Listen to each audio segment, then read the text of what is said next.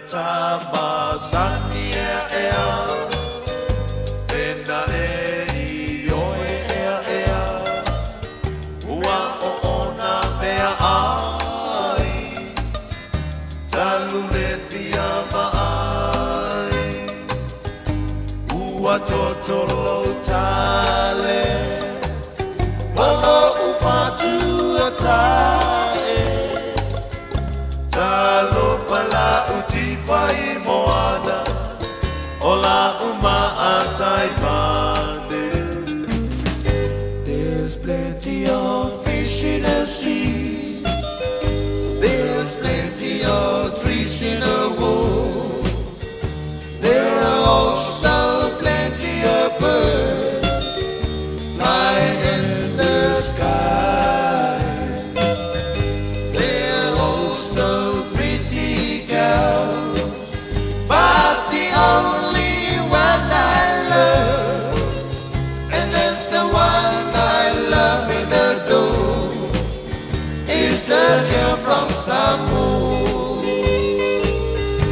Telei a ole sami Telefon ila au ole wau Tele manu vele lei ila lagi Tele teine a pakasi Ai sili ai oe la vele Ole la du Samoa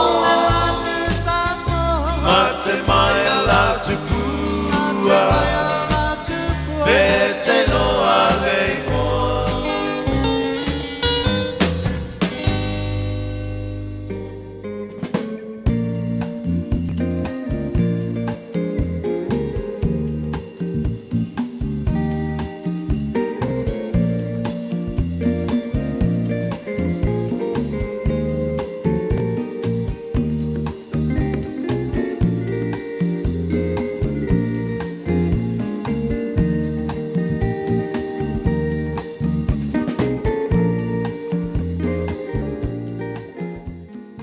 Ua na o le Radio Samoa se furulima iwa toru a mo e tautuaina o e ilaungangana fitu aso le vai aso.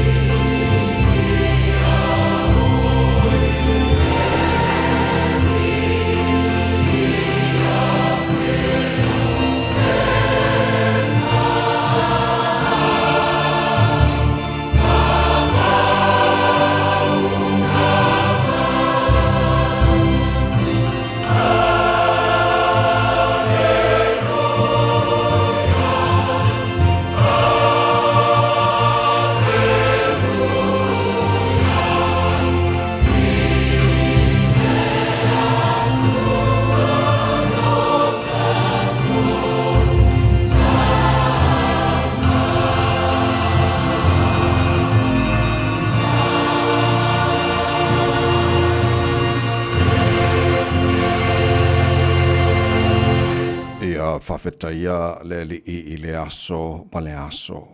Ua whae a venga ia te I tātou o le atua o le tātu o le tanga ia. O le tātu atua o le atua o le tanga lea. O le atua le li e ana e whasauina I le oti. Ua mātou alau sufo I ma le loto fia nei tai au. O le tai au sing sengi ma le tai au manino. o le aso fou ua e au mai. Ua mātu pese o vi inga alangaina lo manu malo a wai le ai lava se tasi mātu te mawai le ola ua na o lava. Mātu le whale ma le loto fia nei tai au fou i o lo toalo mātu te mā. Mātu whaade ne e ma mātu whamanuina lo suafa siri ese, ma mātu tau tau lo ma malu, mātu whape atu e pa ia lava oe le atu o au. O le atua siri ese ma le matau tia, o le atua e pune ao i mea umalava. Le ai lava se tasi, e tu sama oe. E ifo mea umana e whaia i ante oe lo mātu atua o lo whapenao na mātu whaia i lea tai ao ma lea tai ao o lea aso ma lea aso. Mātu te avatu na vi inga ma le whaaftai ua te tau mono mea lava lea i ante oe. O lo walofa ma lo wha maoni ma lo wanga le leilo mātu atua e tu mau lava i le liu e o oranga taanga o mea malawa. O oe o le ale whama le o meka o le amatanga maranga taanga o le mua ma le muli. O le atua oe malia i mana o i mene lei umalawa. O le tupu e soifua ma le vavau e o le whaavavau. O le atua e la eile vi ingo le malu. O le atua oe e pulu le mātango fi. Ta maa whaftai tele lau mea lofa. O le ola fau o mātu maua i le neita e ao. Lou le alofa o le foi o tute marufa i ngā marolonga sa tofa whāiu tangata o lele o malefu o maita pa au maenga o wala whai foi whangunga le lei o au auna. Whapena mātou o whiala ma le whiwhia neita e ao. O le ala leo le mātou pese whaftai a te oe tamaha. Lau pule lea whaftai ue whapopo. Le neia sa whauro lātu si fua mara mātou ne yola. Mātou au di ai ia le neia sa whareile o le aso mua o le masina lona lima. O le mātou wholaunga nei te sanga. Ia o le mātou malanga o nei aso whaulo mātou atua. O ai ea mātou te malu ai. O ai mātou te manu i ai ua nao o e lava. O mātou tui nātu o ao ta māwha mole se e tau tai. E le mātou wholaunga o whai nei. Ia awali tia whaivola a whengai mala tino. Le nei fo i aso whau wha malolo lātou sui fua tau tua le nei fo i vai aso. Mātou talo fo i mona i mātou whanau. Maru tia la tau le paolo o ao, ia o sa ili le pota e ala ia o onga, ia iai fo le manu ia o oelo mātu o tua, i whaivolo whea ngai maalim, tamata e whaia onga lo ngafa malao o ina, na ia mātu whanau. Mātou te mana tua pēr sa mō le atinu pene le mātu le talo, ta maa whamanuia sa mō le atinu e whaavai ia te oe, manuia te itai o sa mō, manuia na ia mātu a inga, mana ia mātu tangata uma, e le ngata i sa mō, a o le lala fo i maripapa awai, iso se vaenga, o le nei lano langi. Mātou si mai ante oe, so se tasi o tangi atu fia maona o wha malo longa. Ono ngase mai o le tino whata o toli ai tono a inga, so se maota ngase. O mātou whata atu mara whatu o tua, lo mana wha maro lo pa iatu, pa iane pa ifo, wha fo isia le malosi, a ia fo i lava le vi inga i ante oe. Le mwhara ngalole, te talo ma le tapo inga, nei o mātou mātua tua a sinsino le atunu i malu maota malawara ne yaso, maru lu fo ore nei vai taimo le tausaga o mātou iai. Mātou wala au ta mā. Mā whanawhana lo walofa. Lango malu ina e o lātou tau tonga tinga. Ma whafo isi e lo lātou si fua laure le tino. Siri lava ele anganga. Ia o mea o mala whara mātou whaira nea so faulo mātou tua. O le tangata malana e whai. Ia whaia lava ina ia fo iatu le vi inga i ate oe. Atu mau e pēr lo mātou wha ta waa. Ta mā. Whamore mai le tautua a le Radio Samoa le nei aso a toa ua mātou wole ma mātou wala au i nei mea malawa e ala le swa whamanu malo Yesu ke risolo mātou li mora mātou whaola. Amen. Yes.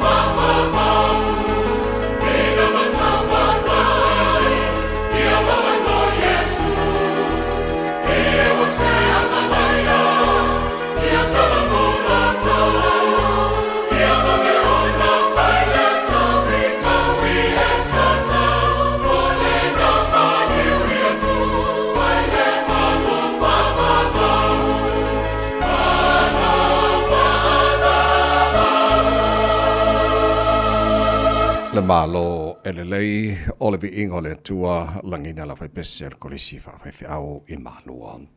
Tau tomo a redi Samoa for lima I batolu a mo ua tatonu le July ono.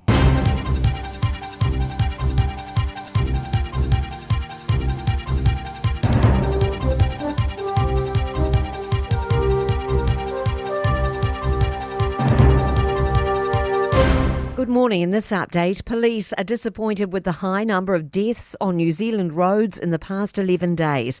Since Monday last week, 19 people have been killed in 15 separate crashes, with the latest fatality on State Highway 1 north of Dunedin yesterday afternoon. Police say it's extremely disappointing that many of these could have been avoided with safer driving behaviour. The US is pushing for other countries to form a coalition to restore freedom of navigation in the Strait of Hormuz. This comes as oil prices surge to their highest in years on fears of longer-term disruption to global fuel supplies. 2 months into the Iran war, the vital sea channel remains closed, choking off a fifth of the world's supplies of oil and gas. A public meeting's been held in Mount Maunganui, but there are still no plans to fully reopen the Maunga anytime soon. Mao has been closed to the public since a landslide killed 6 holidaymakers almost 100 days ago. The Mount Maunganui Ratepayers Residents and Retailers Association says there are plans to begin reopening one track to the summit starting next week. But President Michael O'Neill says it may be months before it's ready. On average, daily, there used to be about 3,000 users of the Mount. So if you've only got one track open, it's going to be bedlam, isn't it? New Zealand's turning down fewer visa applicants, with rejection rates at their lowest since COVID-19.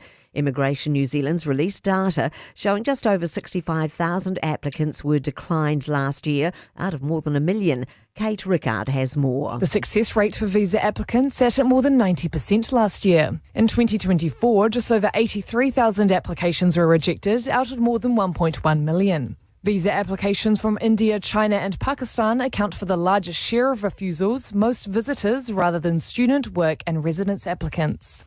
I'm Kay Gregory and that's news. In sport, 2-time World Cup winning Wallaby turned pundit Tim Horan wants officials to make room for an Anzac rugby test. The Herald reports the idea should come to fruition with the New Zealand governing body's blessing. Perth has been suggested as a host.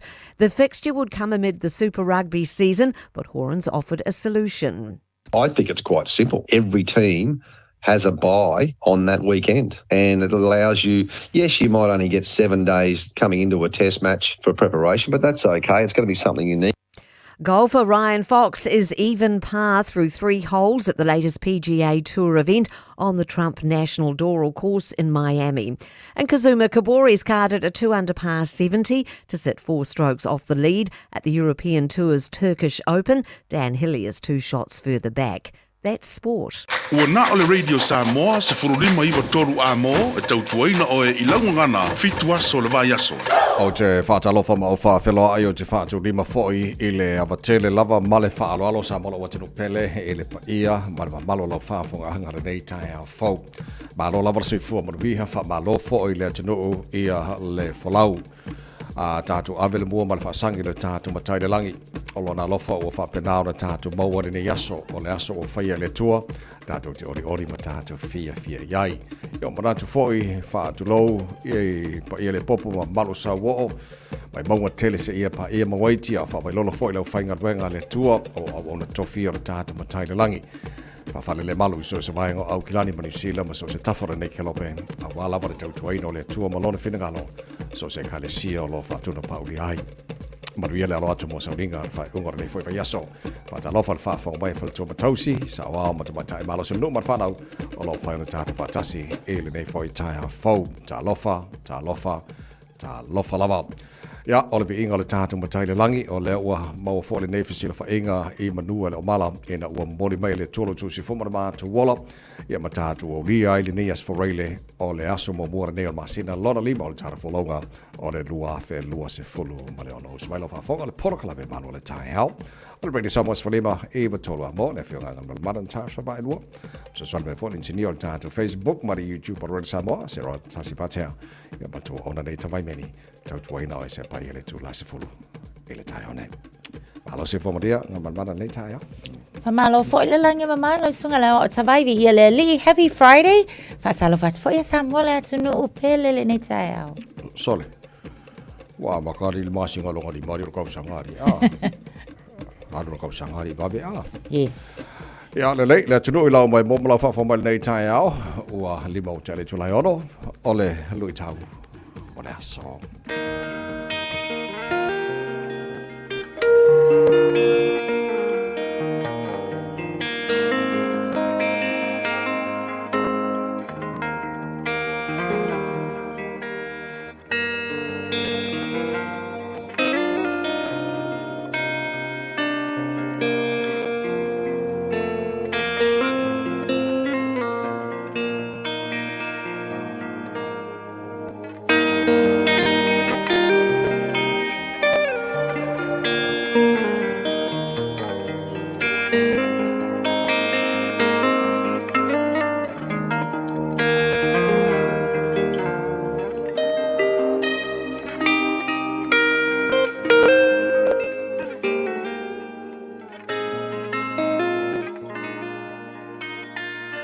Lui tau mō le aso. Tuu I le atua, lau a venga mamafa. Cast your burden unto God. Lau tusi o le salamo, e lima se fulu male lima. A olona foi upu, e lua se fulu male lua. Salamo, lima se fulu male lima, a olona foi upu, e lua se fulu male lua. Ia e tu ina atu I le ali, o mea e te popole vale ai. O ia lava na te tausia oe, na te le tu una e whaavavau, le a miotonu ia whaa nga e ti ai. Tuu I le atua, lau a venga mamafa.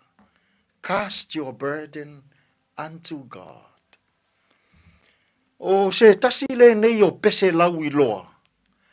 Na fatuina e tā vita le tupu o Israelu. O se vaenga lea o lana tatalo whaataua nau I le atua. Ina ua lui e lona lava atali o Apisalom. Se fou valenga I lana whainga malo.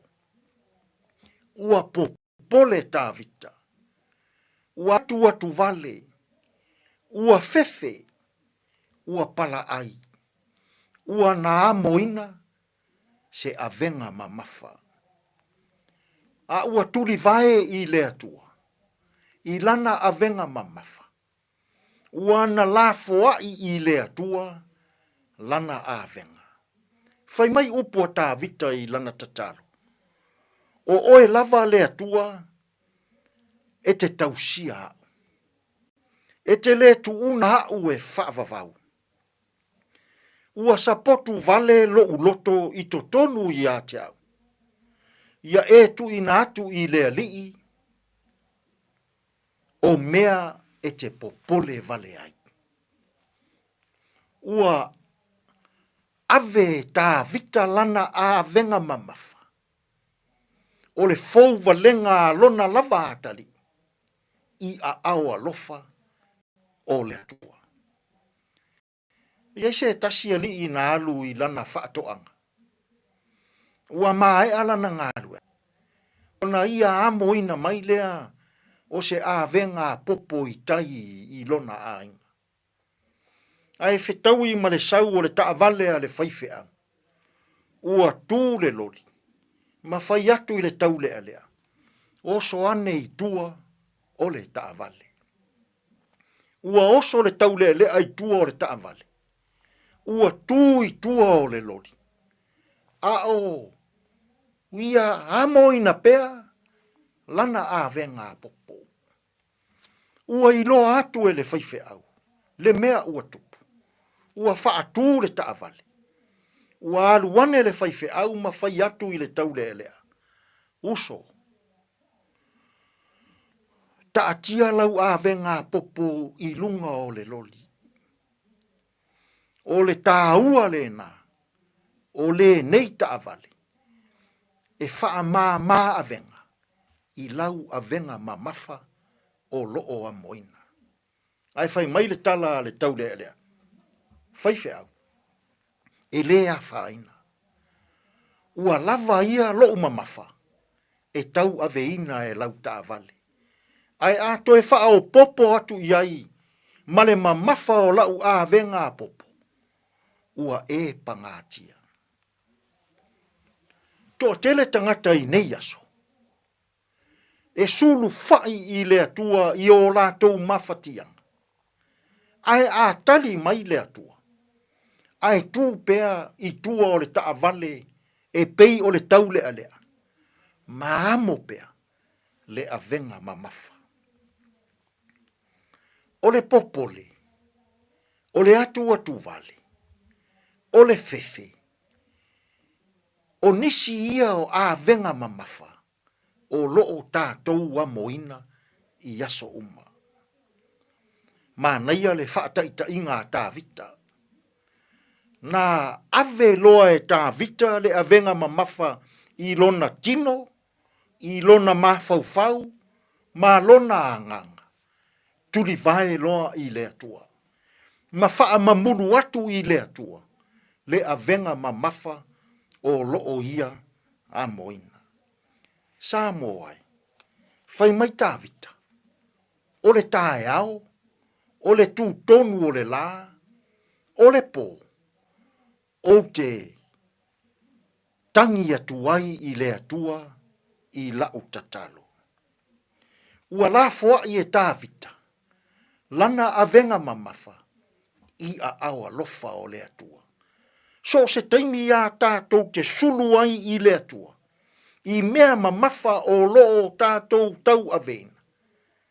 O le isi lea mea e fia le atua na te tau avena. O a tātou avenga mamafa. I le nei fo i aso. Ai a pea se i tuu ia i le atua.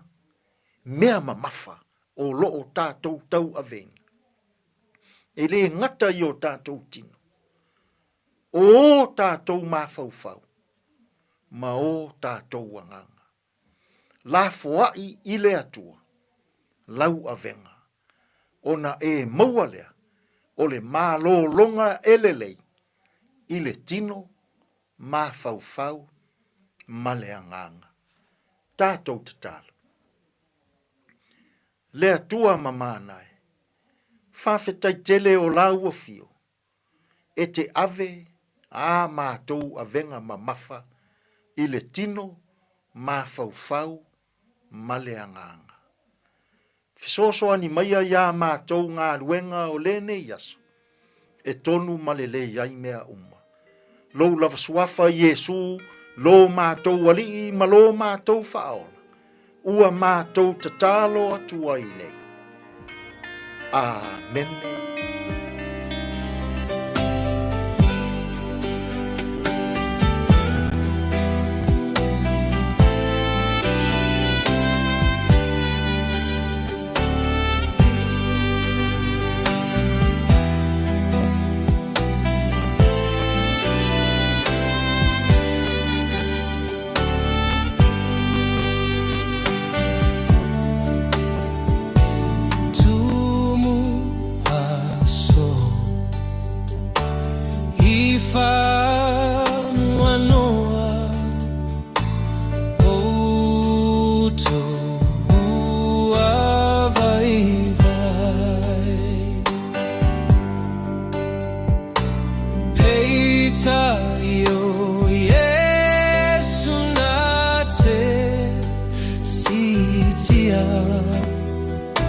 City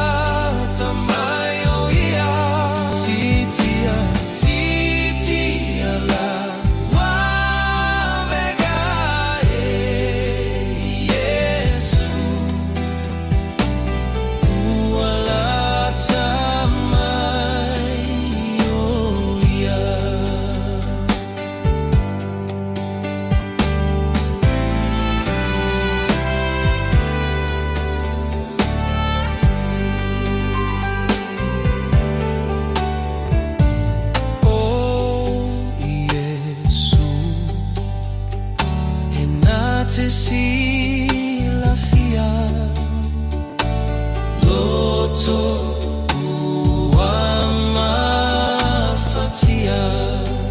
wamafatia peita iyo Yesu na te sitia lawa vega sitia lawa vega Yesu Calvario uala tamayo ia sitia lawa vega Yesu uala tamayo ia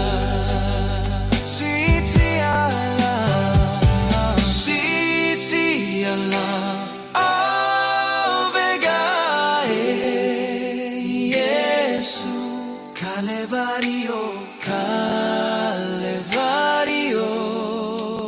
uala tamayo ia sitia lawa vega Yesu uala tamayo ia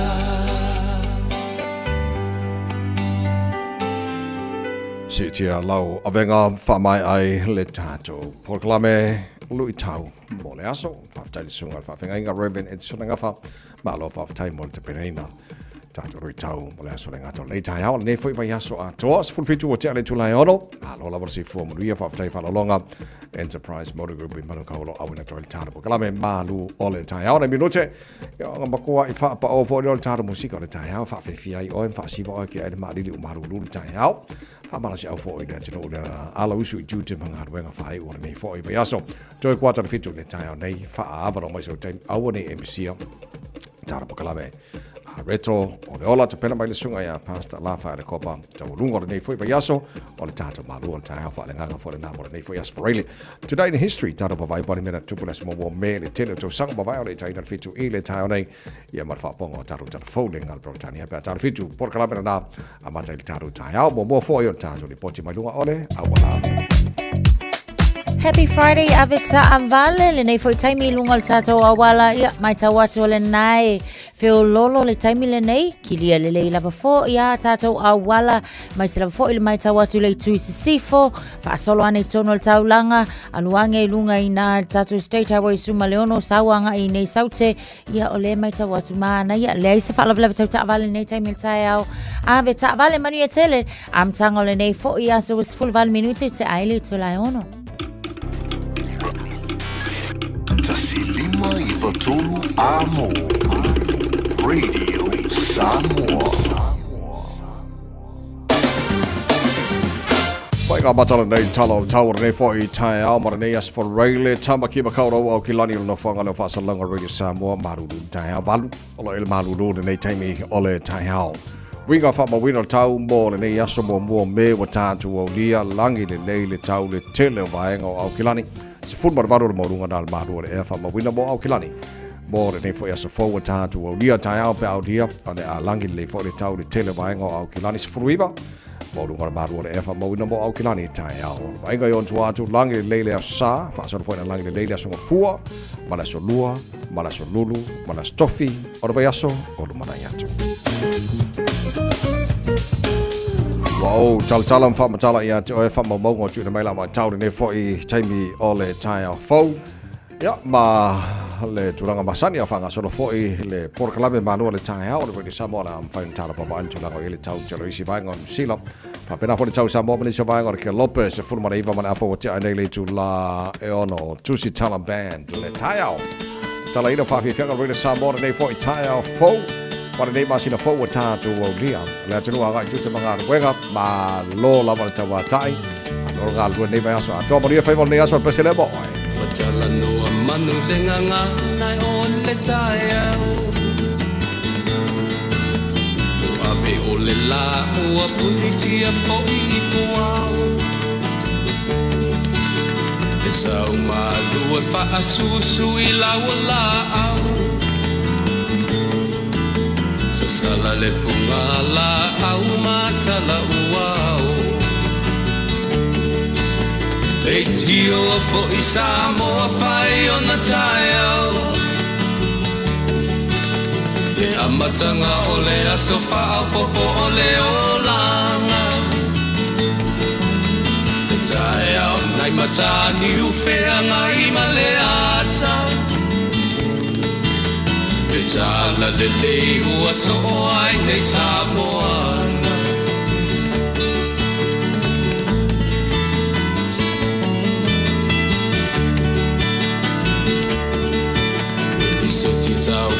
Le sua malie o le vine ula Mapau whaunga o le lupe lunga o le moso oi pula Le langa ali ua pua ina mai lona manongi E aso ua foa ina I le Samoa moni Le tio fo I Samoa fai o na tai au Le amatanga o le aso fa'au popo o le olanga Le tai au nai matani ufea ngai ma le ata Le tala le lei ua so ai nei Samoana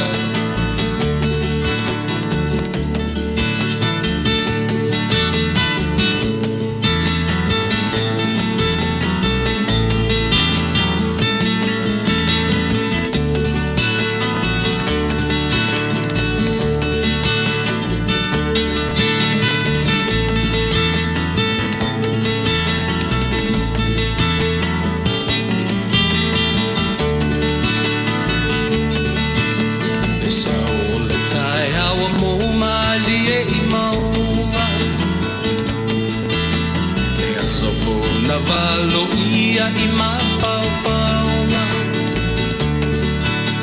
Le vihinga ua whaako ia tui le matai Tangata soifua ua oli oli mawhaapetai Le tio o I Samoa whai o na tai au Le amatanga o le aso fa'au popo o le olanga Le tai au nai matani ufea ngai ma le ata Le tala le lei o aso o ai nei Samoana Le tio fo I Samoa fai o na tai au Le amatanga o le aso fa'au popo o le olanga Le tai au nai matani ufea ngai ma le ata Le tala le lei ua so ai nei Samoana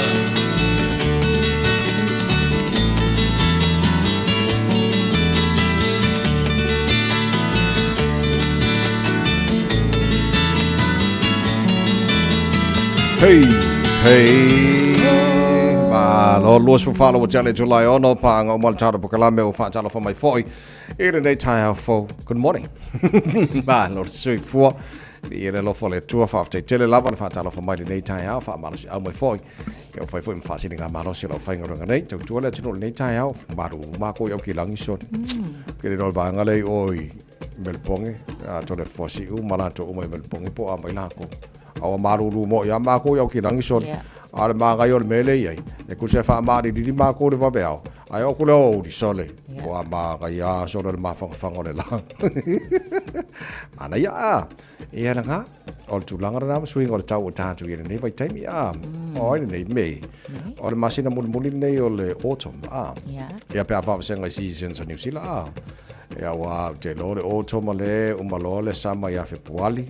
Ia sa mati a pelila me o le o toma nga. Ia ka ko fase ak foi le winter Juni, Julai, Augusto. Ia umalo foi Augusto. Ia se ak le season o le spring Ia po spring. Ia umalo foi spring ia September ke topa November. Ia ko fai ka foi le sama ia November, December, Januari, Februari. Vai fai ngo season so ngi le yengi. Ia mana ia wa o le tawa mai le tu mo e ma ka ko mai le aso. Ka ko fi ia mai la lu manga ia le wo ia me ale ka ma fang ba ngal ba ba ma le fi Filipe ka ma ru. Ia ma lo. Ma lo fo la le tunu. Wa fa dia le fi telo mtanga le nga le leo. Ona fa lave na tupu tonu o New Zealand. Se fulu aso a le kele o ina mari liu e fōringa mai. O ta vale a fōle le labe vea le tele ina mari liu i taha te ngola wala fōle. A fōle se fulu valu o tangata mari liu te tonu se fulu aso. O se fōi numera o matua whapapole ina i lava fōle mtanga luenga a leo le taimile nei. Ia mai tau atu la. O vaenga fōi e o ala tele. Ia wai mawhaiana fasifu. O whea i ngā whaalave lave. O le tele o vaenga o wala. E mai se lava le mai tau atu o State Highway 1. Pe a whala i o i Hampton o Kinlith State Highway 1. O Maharakeke Road, State Highway 2, Waioru, Rotorua. O vaenga ia ole. O na o vaenga o wala ia. E vaenga fo ia e ta o high risk areas. I lunga o wala te tele. Vaenga la ngai amaka kule valu se fulu kilomita le sawa o le ta avale whaatanga ina hai. But o le whaauta la o le ave ta avale. E ala i o na tupu le whaalave. So o le whamtalanga le tanga luenga o leo. O mea ngai saka kawanga mawhai o ngā pui a fo ilele. E le te tau o na tupu. Ia pat, ia te au ia. E te tau lava fo ia i tātou umona matala. Awa a whaapea o le whai mai leo o ave ka avale. E ka kau o ngā matala. Ia te au fo ia o ave ta avale. Ia o awala fo i tau fo i tulon malo whai ngā fo ia mangi suinga o awala. Ina ia mautinoa. E i awala lengi barriers fo ia mo tātou. So a whaapea lai kupul whaalawlawe ngai vaenga o awala na. Ia te au la ia kau fo inkakanga i fo ia i latou i le vaenga fo i mol. Saunga le mu awala. Saunga le mu awala.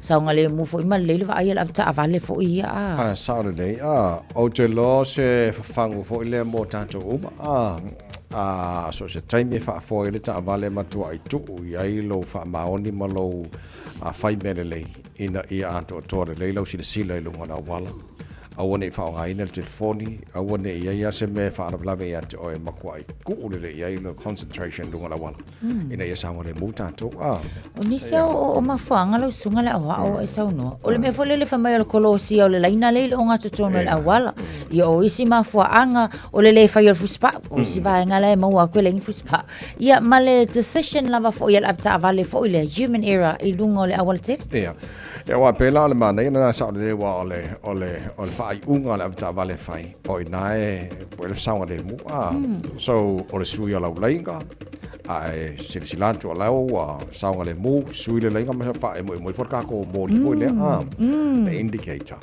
yo me fa abino fa me fa tau va ai me la je tau le ano i tato a me mana taua ia mo le saunga le mo tato lunga la wala ia mal te talo le lofo le tua ia saunga le mo fe malanga inga na tiro le yasu o le malanga le ngaluenga pe o e fai fa tau e po nisi fo le ao mamao e asiasi nisi ainga nisi baenga ia o le fa manatu na mo tato a fua ku se fulu iva e mari liu te tono se fulu aso so wa ke le fare ko tau sia ia sila fo le malo ia wala ia pe anta o fo le ingi barriers ele babaya ia e wa tasila na baenga wa melanga e le nkolo se le sika vale lenga le speak ia por me la ki pir ka vale la lumo la slow la lumo por la van mafua ia te por fa la so fa mon le nei aso ia o le masao ia fo launga ma fainga malanga fo ele tino le nei aso fa fo ele losa yes ave ia ile full concentration lunga wala fa mon mole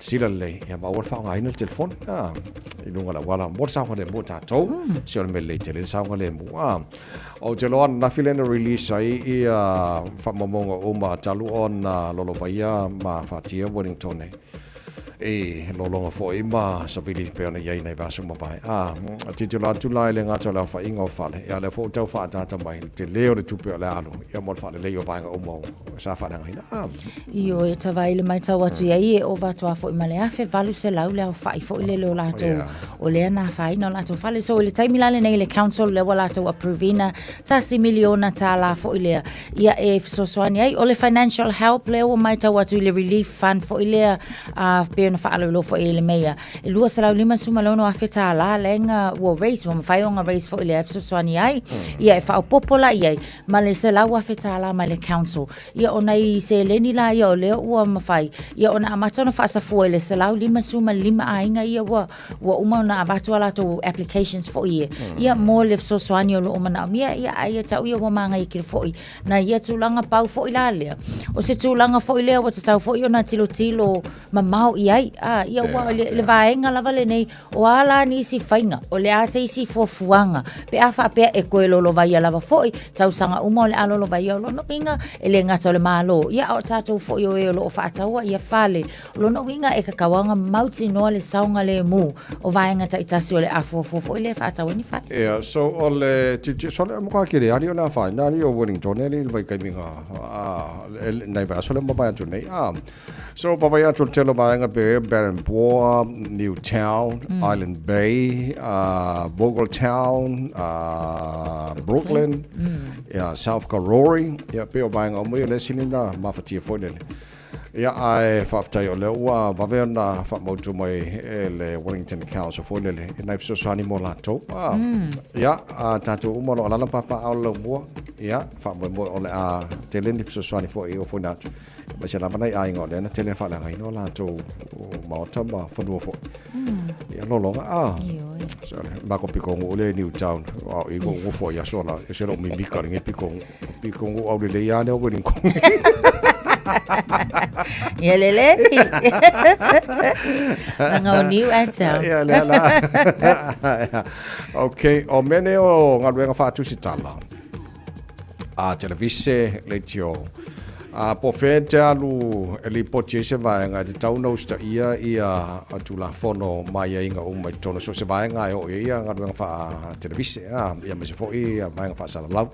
O lau titila tu le tasio teine whasa laulea le TVNZ. Ei nei vaenga ma puipuinga o tu la fono mea tau whasa launga e le usta i e tono parimene.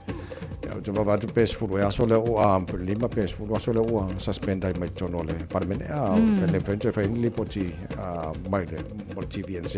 Ia mai lato te kata whainga ruenga Mikey Sherman o lona swafale na wa lawi loa lava foi ile au mai o updates mai tonu o le fale o le palmene i taimi o fono ma so se vaenga lava foi pat o le tulanga ia manatua afa pe o taita lu stala ia inga ia le tua o e ngata ai la o ia le malosi o le pawa o la unga luenga ia male tula fono lava foi o tonu le mautal o le palmene so o tulanga lana wa ia le amana ia foi le tulanga sa te tau ona ngata ai pe wa ka wa foi le pe wa over ku foi wa nga le amanga ia la le tua o sa te tau ona ngata ai but ia lava le vaenga e ngata ai le malosi o tangata tusitala ile interview ina male faatala no ina o ngai MPs ia male au mai foi le poti mai tono le palmene so o tulanga lana pe wa ia le amana ia le vaenga lena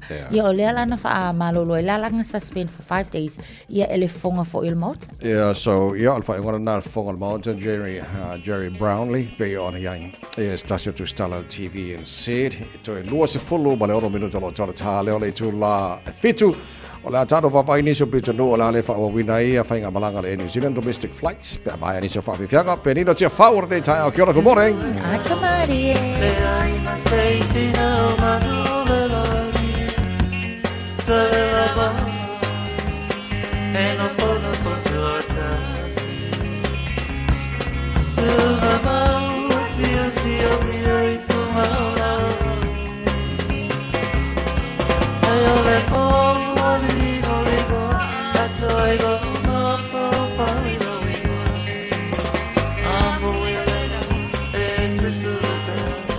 Oh,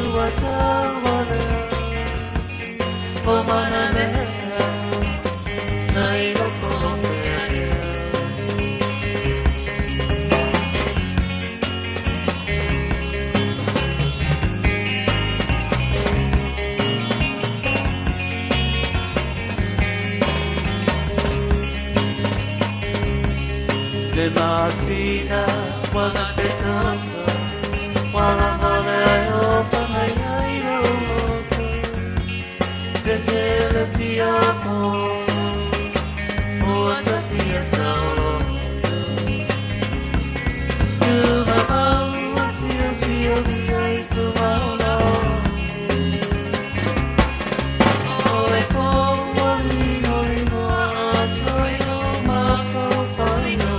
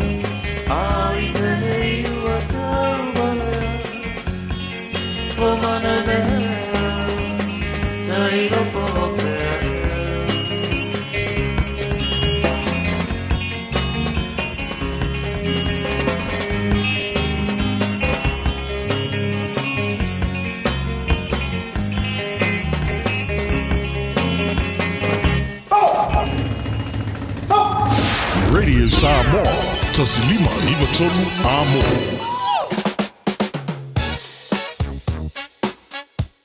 Au kilani saute, sa ilise Samoa oe malo ai, o le Enterprise Motor Group manukau o lau fale ta vale fa moi moi.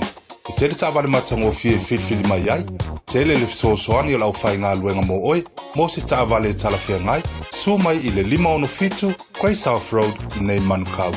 Asias fo i le upenga tawhailangi enterprisecars.co.nz pe wala au mai i le oval selau 5 Enterprise Motor Group manukau sa ili fili ma ave loa lau tawani.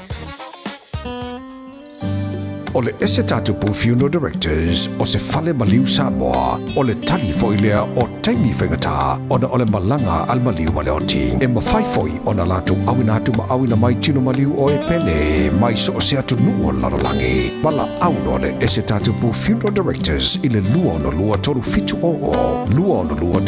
o pea fiuane ele se fulu manebalu Norman Spencer Drive Manukau City.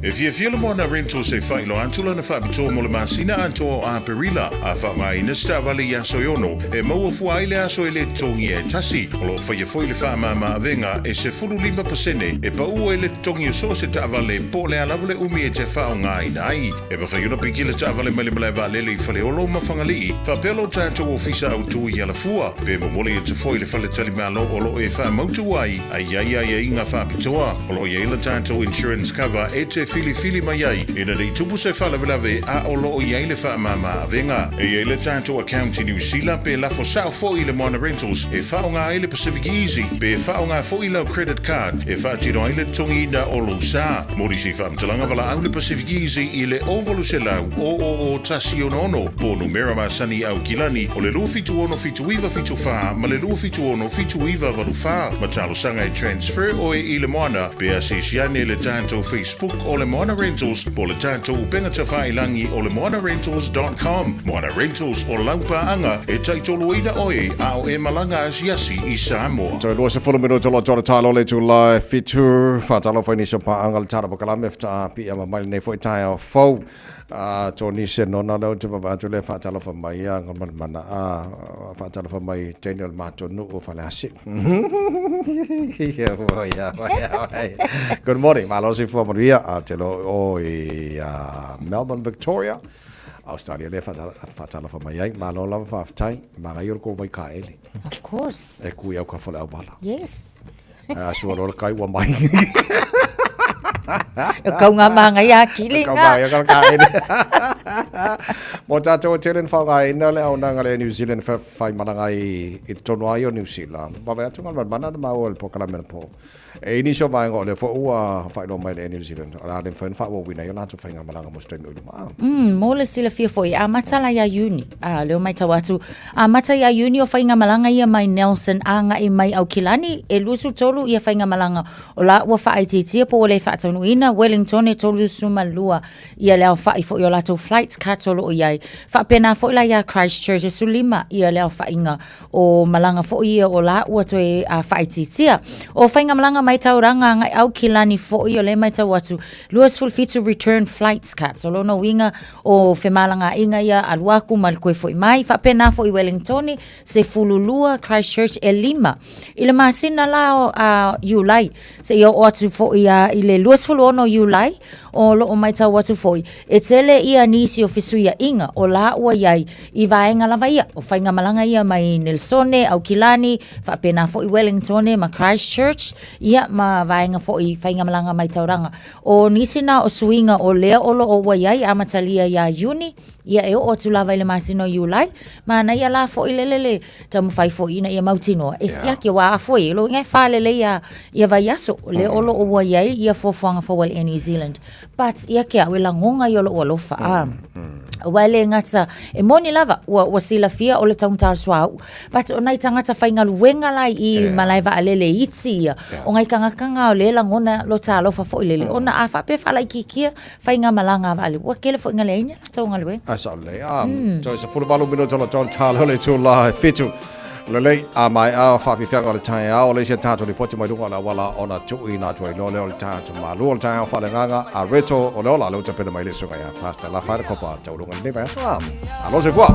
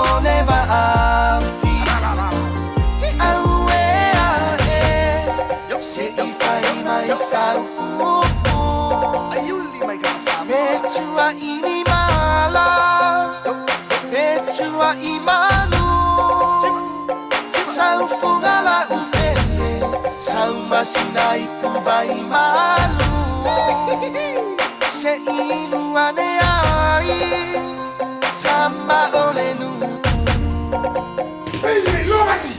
Hey, hey!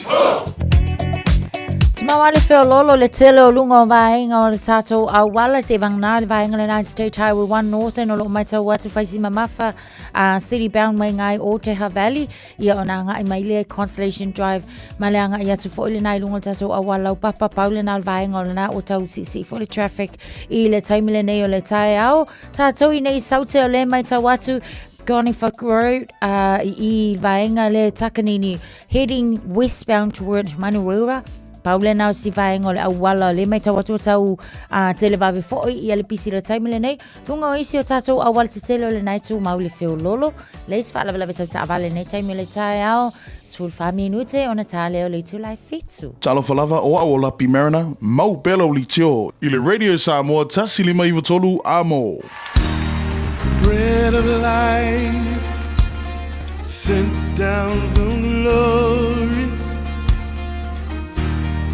Many things you were on earth, a holy king, a carpenter.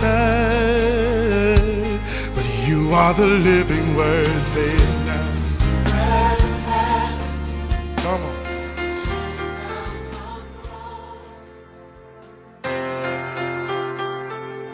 Talofa le tatou atunuu ia i le whaopoponga foi o le tatou pulkalame o le areto le ola i le nei aso malo le soifua mnuia ia o le lua le nofo e ngā tupu tolu sifulu tolu o le whai upe sifulu tolu e whapea na tatalo foi o manase i le atua o na whaafafonga mai ai lea o ia te ia ma na talia lana ai oi ma ua whaafoi mai ia te ia i Jerusalema a le upu mo oi le aso le nei o le atua whamangalo.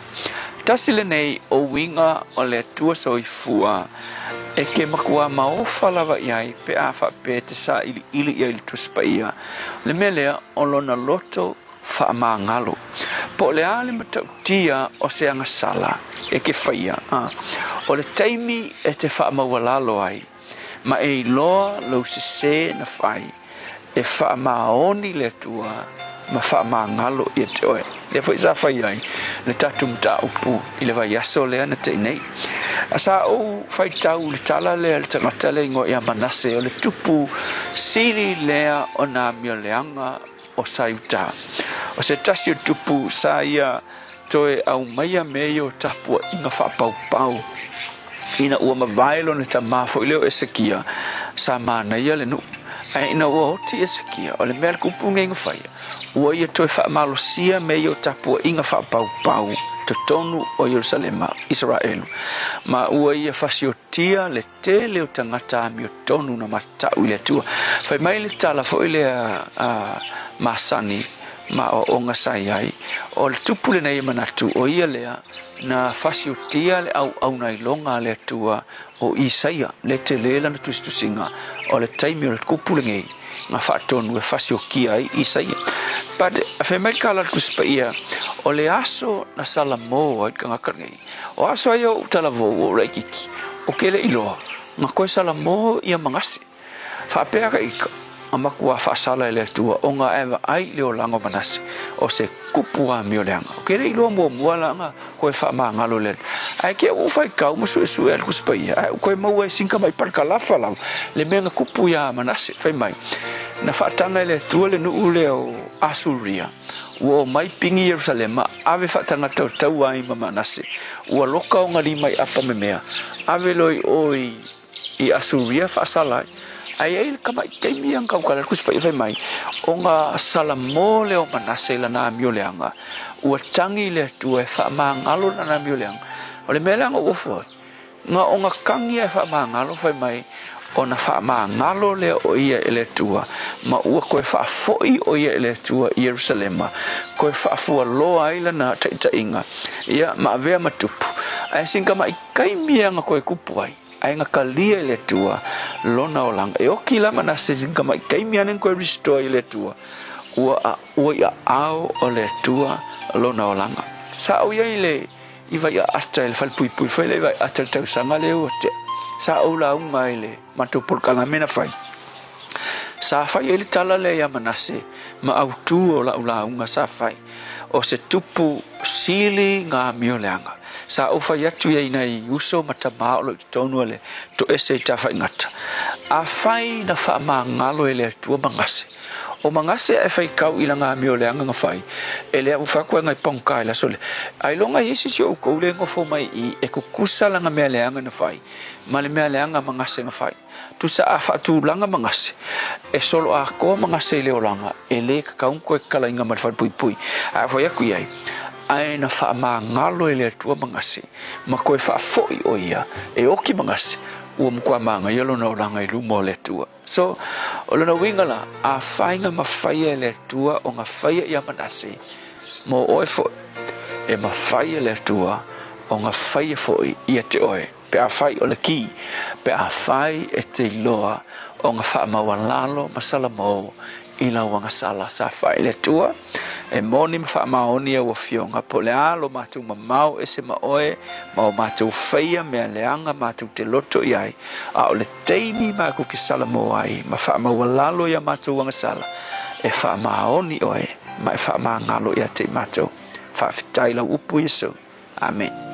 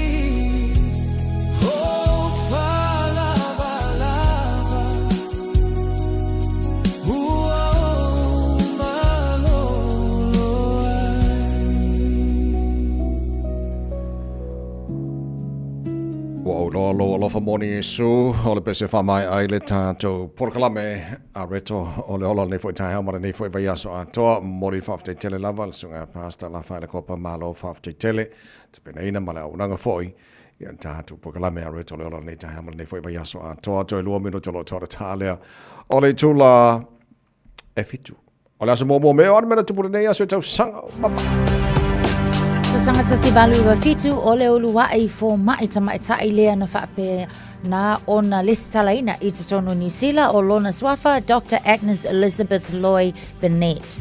A to sanga tasi iwa fitu valu whaalawi loa i te tono Hong Kong, le ata lawi loa o le sunga a Jackie Chan, le asafa ingoa ina o le Snake in a Eagle Shadow.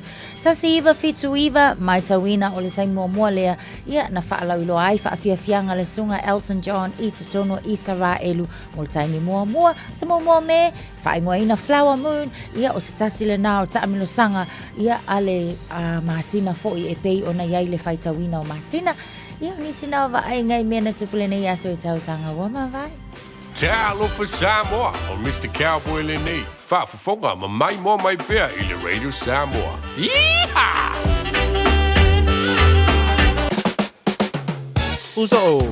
Oso. Son, fe o kausinga iau makari I la manga iau lau ka vali fou. Aboi we amusho uso. Bag. On Enterprise Motor Group man ka. Wa uso yaid kaya wangi. Lei yang whakamoe lau whainga duenga. Ai o akure fi wa show lau ka mai lunga lawala. Wa ma koinga ka vale. Piki apu SUV van. So koinga ka vale ha. O fe full cover. Ole lima ongo fiku Great South Road man ka. Pe vile le over se lau lima o dua korfa. Enterprise Motor Group Manukau. Sa ili, fili, ma ave loa lau tāwali. O se tala fia mo leo sautina, e se full cash prices ta I lima se lau la mai le Digicel, e te anga wa aipe a lafo sau se le ni tolu se lau la pe silia tu foi, mai New Zealand ma Australia nga I le My Cash, a le Digicel I Samoa, e mo fai foi ona maualua vanoa pe a lafo sau top up lusu la pe silia tu, mai fale o loa supermarketi ma pamu penisini, o le a fai se I le asfrei le aso valu me, e ia inga o le reifa abitoa, maru e tele leo sautina, mai le Digicel. Ta lofa lava, o le siu fofonga le nei o Samoa, le Radio Samoa.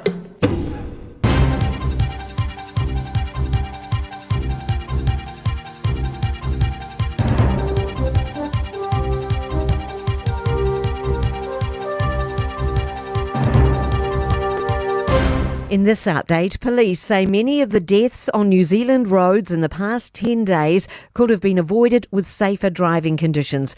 18 people have been killed in 14 separate crashes since Monday last week. Preliminary findings suggest 16 of those deaths occurred on open roads with 100 km/h speed limits and no traffic safety barriers. Jordan Dunn has more. Police say 9 crashes on these roads occurred when the vehicle crossed the centre line and collided with a vehicle travelling in the other direction. 6 people killed on the roads since last Monday were not wearing seat belts. The UK terrorism threat level's been raised to severe, and the government's planning law changes after 2 Jewish men were stabbed in North London. British Prime Minister Sir Keir Starmer says new powers will start with increasing police presence in Jewish communities. We will increase our investment in those Jewish security services. We will introduce much stronger powers to shut down charities that promote anti-Semitic extremism. Mount Maunganui businesses are frustrated at a perceived lack of progress in reopening the Mount. Hundreds of residents were at a community meeting last night. Mau's been closed to the public since the landslide that killed 6 people nearly 100 days ago. Mount Maunganui Beach Hut Cafe owner Michelle Craig says reduced tourist numbers are tough for businesses. We just really can't see how we're going to afford winter. January was really critical to us. And, this is through no fault of our own, but our businesses might fail. Air New Zealand's made further cuts to some regional flights. Last month, it announced it was axing some flights across May and June, citing rising jet fuel costs. The latest flights impacted are in July. It says most impacted customers should still be able to travel on the same day or can opt for a refund or credit. I'm Kay Gregory and that's news. In sport, a crisis at the Melbourne Storm in NRL League. The club has issued a statement ahead of their match with the Dolphins in Brisbane tonight after coach Craig Bellamy was diagnosed with an unspecified neurodegenerative disorder after a series of tests. The 66-year-old will remain in his job for now. The Storm have dropped 6 successive games for the first time since Bellamy was appointed in 2003. They sit second to last on the ladder. Golfer Ryan Fox is 1 under par through 8 holes at the latest PGA Tour event in Miami. He's birdied the par 5 8th, chipping in after putting his second shot into the water. And Wellington have secured back-to-back home wins in basketball's NBL, beating Taranaki 111-89. That's sport. Ua na ole Radio Samoa se furulima iwa toru a mo e tautuaina o e ilaungana fitua so le vai aso. Tu maule feololo te leolunga wa tātou awala le taimile nei am ta'vale na o I Roscommon Road I le vainga lea manurewa le mai tau atu o le whaisipisi mai I le taimile nei o le tai au tātou lunga le street hawa I suma leono mai tau atu whaiasi mawhala itisi mai na Great North Road anga ia nei na vainga na I le tātou St. Luke's Link o na olo o whaisi mafa o lunga o le tātou State Highway 1 lava ia fo I le aitu le lai matu ia o laulo solonga le tu maule fe lolo ia le sfala vle tau ta'vale mani e te leo whainga malanga ta'vale fa minute we te ai le tu live fit Radio Samoa Tasilima Ivatolu Amo Radio Samoa Tasilima Ivatolu Amo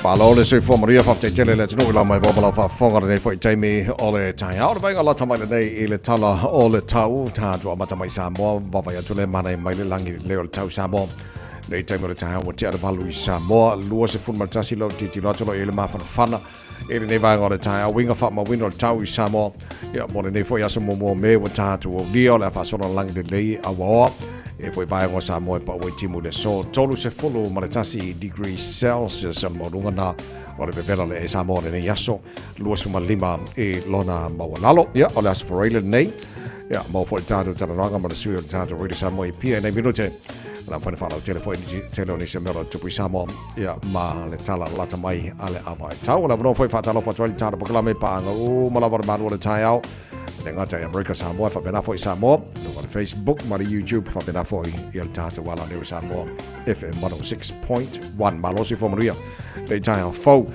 talo tau toro New Zealand nei telo vai ngora motu saute fa talo fa tu panga uma lava talo bukala meso se vai ngora motu saute ma lo lava se fo Maria lang le tau Westport se fo fitu mo ngora malu lu lang le tau Wanaka fo fitu mo ngora malu lu le so timo lang le tau se fo lima mo ngora malu lu le so Queenstown lang le for the town is sauce for lima mo ngora marulu o maru lang le house for farm mo ngora marulu Nelson fa sona na wa lang le house for ono mo ngora marulu kai Cora lang le house for fitu mo ngora marulu le so in Chicago lang le for the house for lima mo ngora marulu ne yaso Greymouth awa pa o na timu mama ni so temi la fia la nei for fitu mo ngora marulu fa mo wina le so lang le town Alexandra Sfurfitu mo ngora maru le so sfurbalu mo ngora maru le Blenheim lang le tau mo to Dunedin lang le tau mana suro la sfurlima mo ngora maru le fo yaso mana ayo karestete good morning maru la persi fo maria nei tai fo lang le tau mo to sfurbalu mo ngora maru le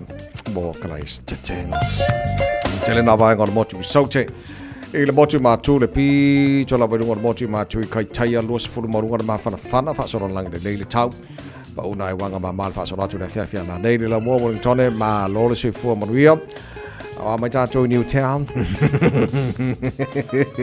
lang le tau mo ta to Wellington nei fo yaso angi ba di mar savidi mai matu fu lima morunga na ole maru lufa mo wina mo le mo le so fanga dei a wa tau le so fu ba morunga maru le air tauranga lang de leil tau sifuru valu marunga maru le tau po alang de lei foi fesi maru tele o tau sifuru lima marunga maru fa mawina bore ne fo yaso roto ruo sifuru ono marunga maru lang de leil tau le fo yaso for raile baba yatu le tele bang o Palmerston North lang de lei fo le tau sifuru valu marunga maru le near Plymouth langi de leili tau sifuru marunga na marulu nei pia sifuru fitu marunga na marulu langi de leili tau de nei fo yaso sifuru fitu marunga na marulu Masterton langi de nei fo le tau mo tau le so sifuru marunga na marulu 11 langi de leili tau de nei fo yaso Terabango Hastings langi de leili sifuru marunga na marulu Gisborne pasoro na awa pa una wanga ma langi de nei fo na uri mana fia na nei sifuru marunga na marulu fa mawina ile so kiri doa awo ile si fie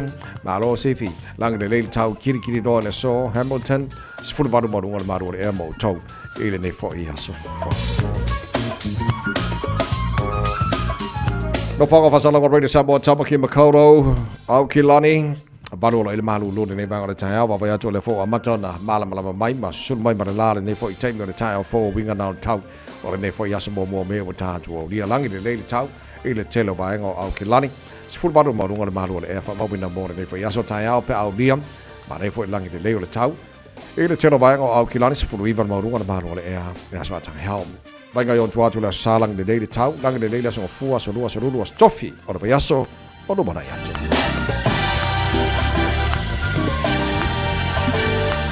Wha mamonga o manao tu ina mai lau mai tau, ni whai taimi o le tai au le tau tuara with Samoa.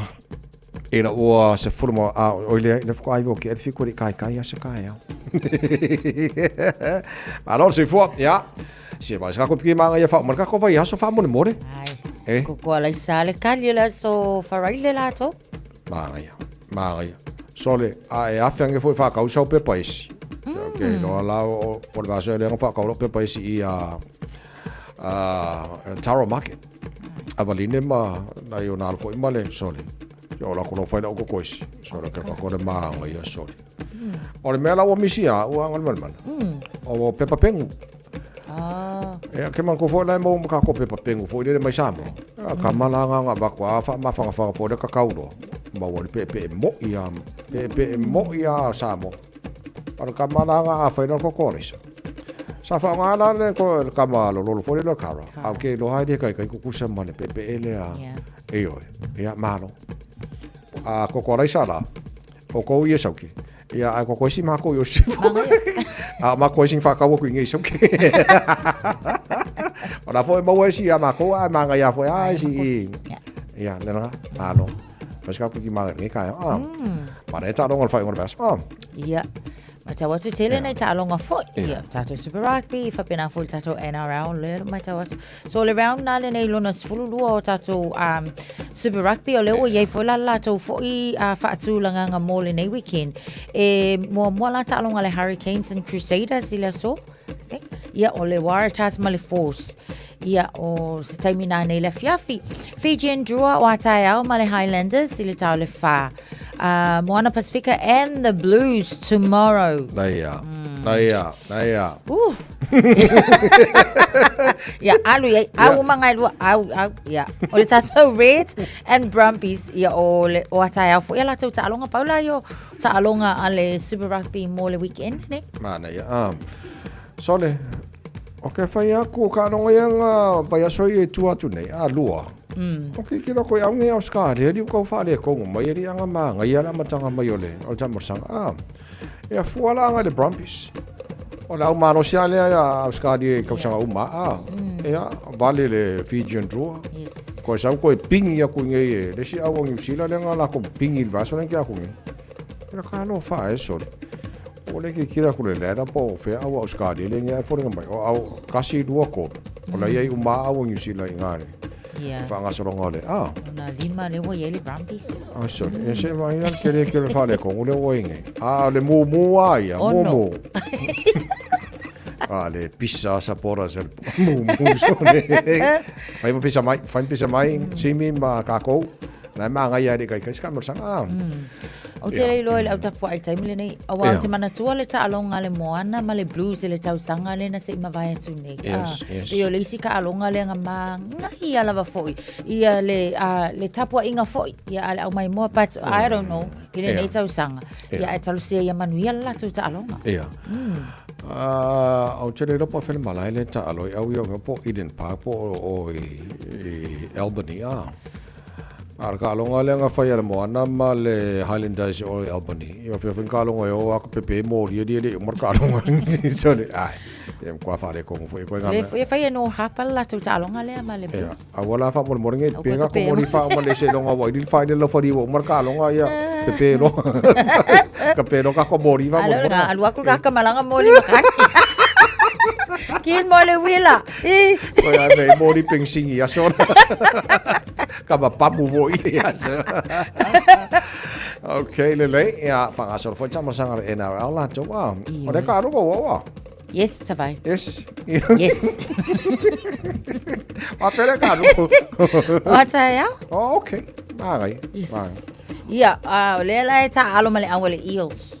Eels so mai. Ja, le Titans for male Raiders o lato for now le ta alo zei jou. Fa pena fola male Roosters and Broncos.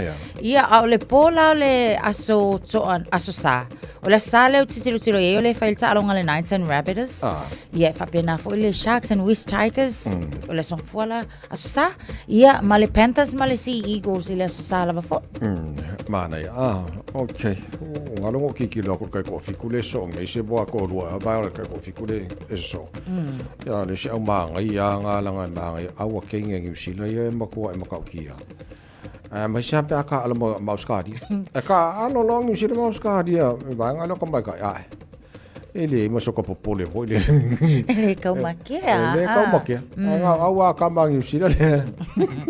Kau fa de kong ora ki o titilo al fa le tonu le ta to fitoni a bene le fa de kong fa pe le tamati on kwa le ya ko ki ka al fo le ya a pe on ai kam fo yo matutua a me on ai kam fo wa experience dalong ya ai se imbe super rugby le wa ke ding boy la kong kala ke ya ai o che lo ba ngan nai ala ma nai mai ala le ya au ka mo yo tone nga shu wa ka mo Roderick Solo se la ka mo le wa le va mo wa ka mo Roderick Solo la lumba nga yo ko sa so le ka ma lo so ka ma nga ya mana ya ro sa mo la ka aloile ya ka si ya o nga va nga ta lo e ngi ska lo nga pe la foi fanga solo ta to netball.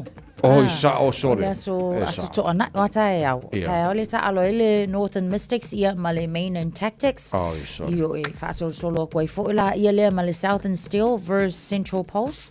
Ia ngai ka longa netball na le fa nga solo time nei ole aso sala Northern Stars and Waikato Bay of Plenty Magic. Pe ola tu ta longa la na mo weekend le nei. Mana ya sole. Okay, le lei. On le down talo ia va venga mo sponsors le mo.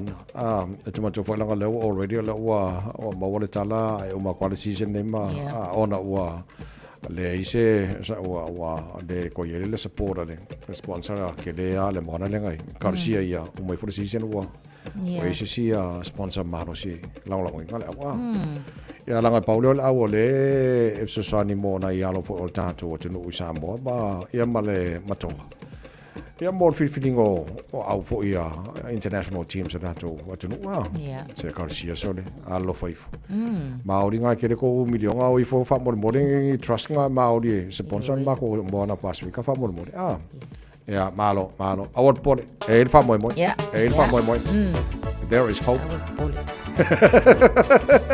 a mai fa fianga ma aswa la changa mo Feliz Mikaele fa ponga fa o neva ya soltar programa ngal Tanzania tal no ai sa mo Tayao. Yo.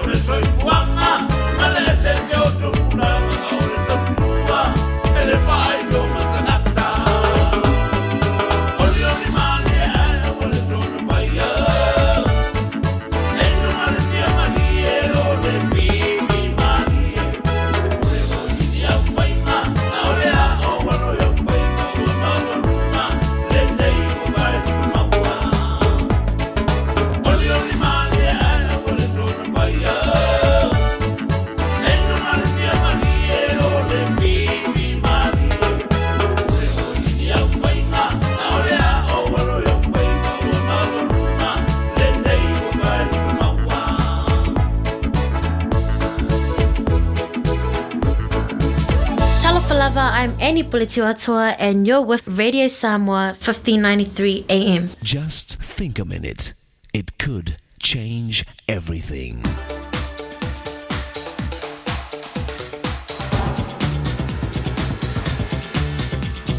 Think a minute. Scientists have shown that if you put a frog into boiling water, it will immediately jump out to save its life.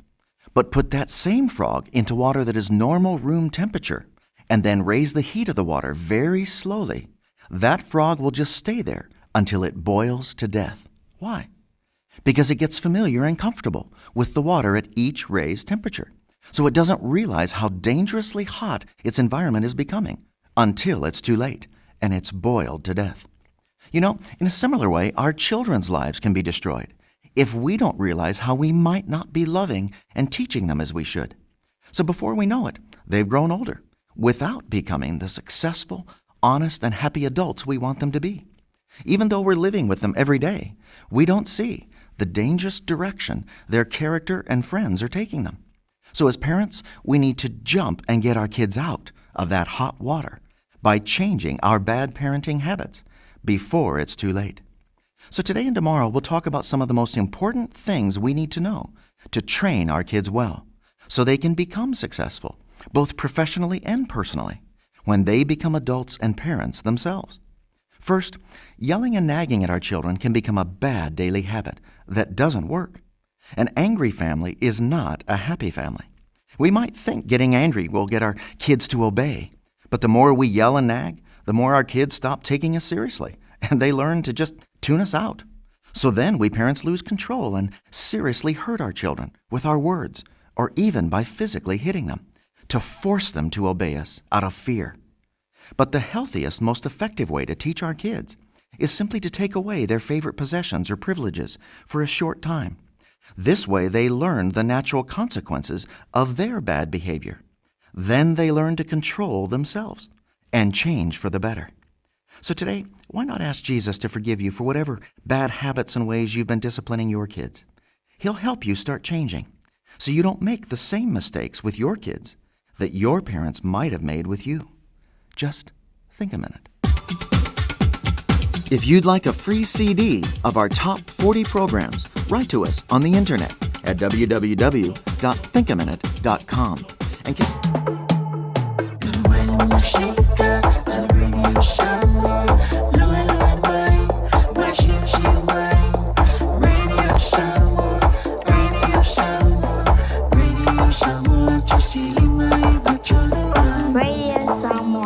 Lo so malua wa cha dele tu la effitu la so foreila wa ta tu ya ya o tu la ma sani vela fo ya la malua la ta ya o lo mo ta tu va no ta la no tu le su yo ta tu radio Samoa i pia ya fa lo telefone ni si o me lo tu pi Samoa ya ma ta ru fo la tu tu la fa lo ta headlines ya wan fa fo la tu man Fatalo fa tu le nei fo tai au aso mo me malanga ngofie fie la wa fionga la lo li ma lo le fo la ma lo so i fo manuia ya so i fo manuia te tu sala ba ne swa fa pelsunga ya tamai yo ka ka mai le so mo me ha ko la se me la wa ya ai sawa yo ya walo fo i se la ya se me siringa le bo lo so fo ma ma tu wola tau tu ile tu no wala vale me alo fo le a makail ma singa fo ya fa popola e wa a mo le ola fa tai le li fa popolo le ye menga ye king kunga nge hoile la kakanga fa pa o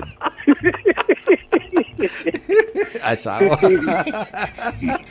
alo fa tai mo le nei fo i yaso tatua mata o nei le o le a fanga so le by election da by mo to wa ngamana ya olna aso mo ne yo me le sa failo mai ele ofisa ko yo le komisina foi nga palota ya patino ele foi nga filinga po ele tu malo vai mo to fa ya suito vale to peturi ai o le mo tilo ne to lua ia suito to tasi ya masuita tasi o pati fa foi yo le vai ngai pui ia te o tangata mal fa tu le tu sa mo tasi ya ole o la tona o to vai le so ya te lo po le valu po le iba te tala ia fal palota ia a matai lola ia le se yo ina tapuni se teime o le o uri ana nei po le tonu po le wha. Ia ona te loa maua ana nei le tūlanga fo i le whaitaunga mo nei le ia loa ia. Ia e wha mautu le le whaitaunga loa ia le aso tai au. Malo, ia, le lei o leo wa maua wa o le tupe foi leo wa whaalu. Fisosani ale malo, ia mo le toia e wa onga foi lea. Ke le kuperi wa, alu le malo so faa. Ia, te le lusu whamiliona mo tupu a. Wow.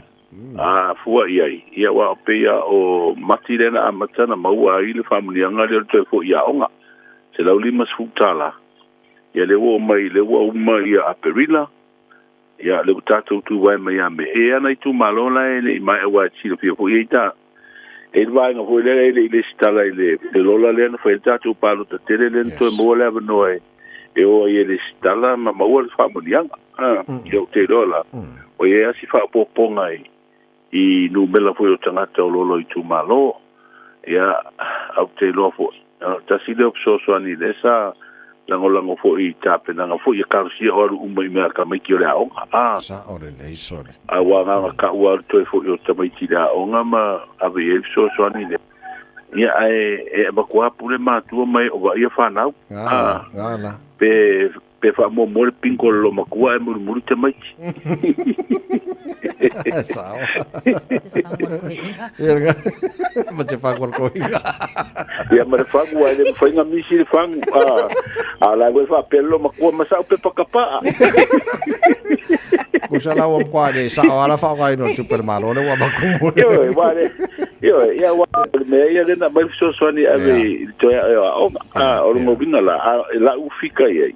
Na fa pela ya sa o ia. Ele vera tupe ai ya sa o ai o le fo de mo ai api o pentala o fua onga fa ia ngar fa ka o mai le bacha ave o le official fo fa vai sa o le tupe nga i o fo lo winga la ba sa o fua onga ma se vai a onga ma apia onga tamiti no winga la ya mere yo la kala ile tupe ya na ya va kulolo le tupe ya papa mama ya va pelo ya vai se fanga la nga vena ka ko fari ko por ai sai ko fa vena ko ya se ele mana ele fina ngana sa o le ya fa pe fo pidi la fa nga ye a sa o yo la onga ya na ve fo le invoice la onga ele ya yo a wa fa pe la o pidi o fana ya fa ko fu ale tata no o le wa kile a wala fa ya yes ya na ve de a sa o fa yo but sa o le siaki i a sa o o le onga le fiere o fa yo tamai tot fiere pidi ya ya si fi fo fana wa onga ye tulanga lua e a onga fu yes pe o wa le bana ye tulanga na le onga fu na fana wa le sa tunga la tu le stala mai si la tu se le ni la sa su tu pe fo ina ita mai tima fa ya onga ya le la wa tu le me so so ni le ya tulanga na le kilo ya no fa pena ke lo la ele alule le tupeta meti o fale o loa mai ele fango papa sa le o fatu fo le toto no wa kele yo o wala fa fati no ya la no le sa ave sa o se le ni o matua mai o wa ia tamiti ya no le la to o ale ma pese ia ma se la limas furo to fo ida o ale wa sa le limas furo o ko fo ia papa o fo lo me sa ma o fa ile ivio papa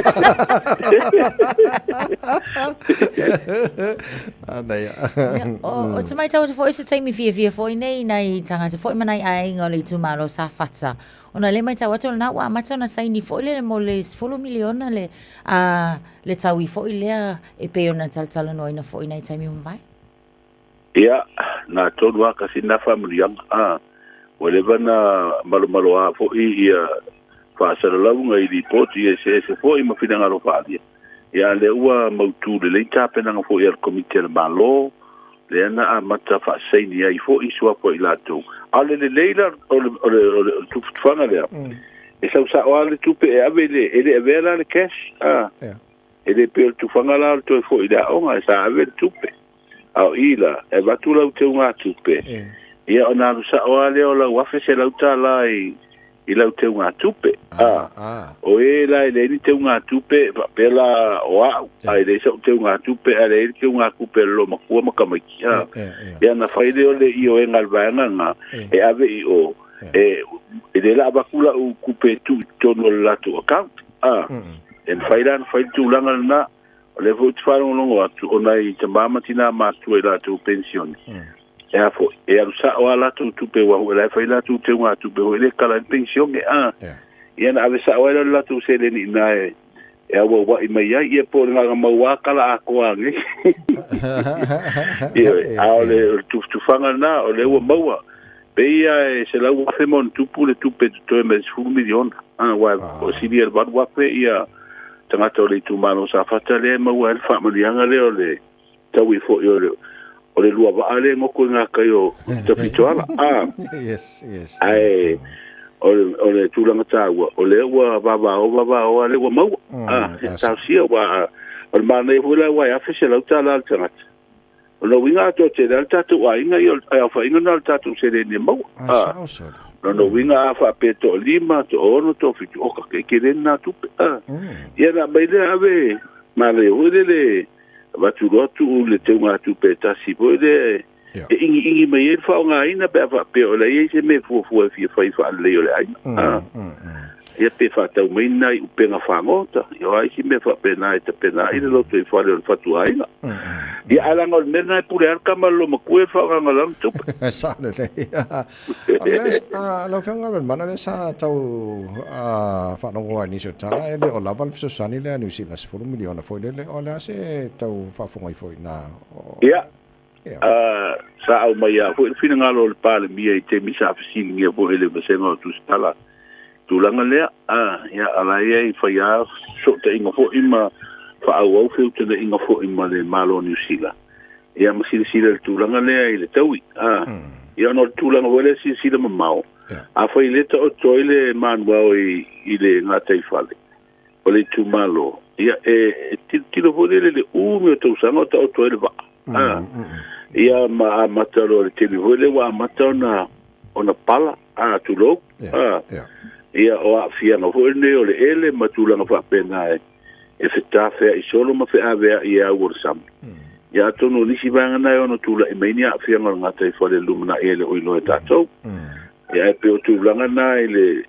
long term po le o tulanga le ia ta pena ngal pui ngol si manga ngā tai fale a tono le tulanga na mafueno fa pele o lava 10 miliona le na o mai o le ala wa tu for 10 miliona ia sa fata al fa miliona le fa pe ono ave I asi umo ele I to mo mai las fam talanga o te lopo a fai o le to e fai feuta na ia tono le to e feuta na ia tu I o I New Zealand I se fa miliona mo si umo wa le voina ia yo la to wa fianga ai le to ma wala ato me si te mi fisilia tu le malo po le astu langa o ia o safata ia le se 10 miliona ia leua o fa mautu leua mata na ave tu peta ngata po le familia ngol tabi mana ia le o le a se tau sila malo I le tau o le swa o mol pensini le masina fo uta tu se valia abama ta vai mal tu sala ia o le fa mawina me o tu sanga me wa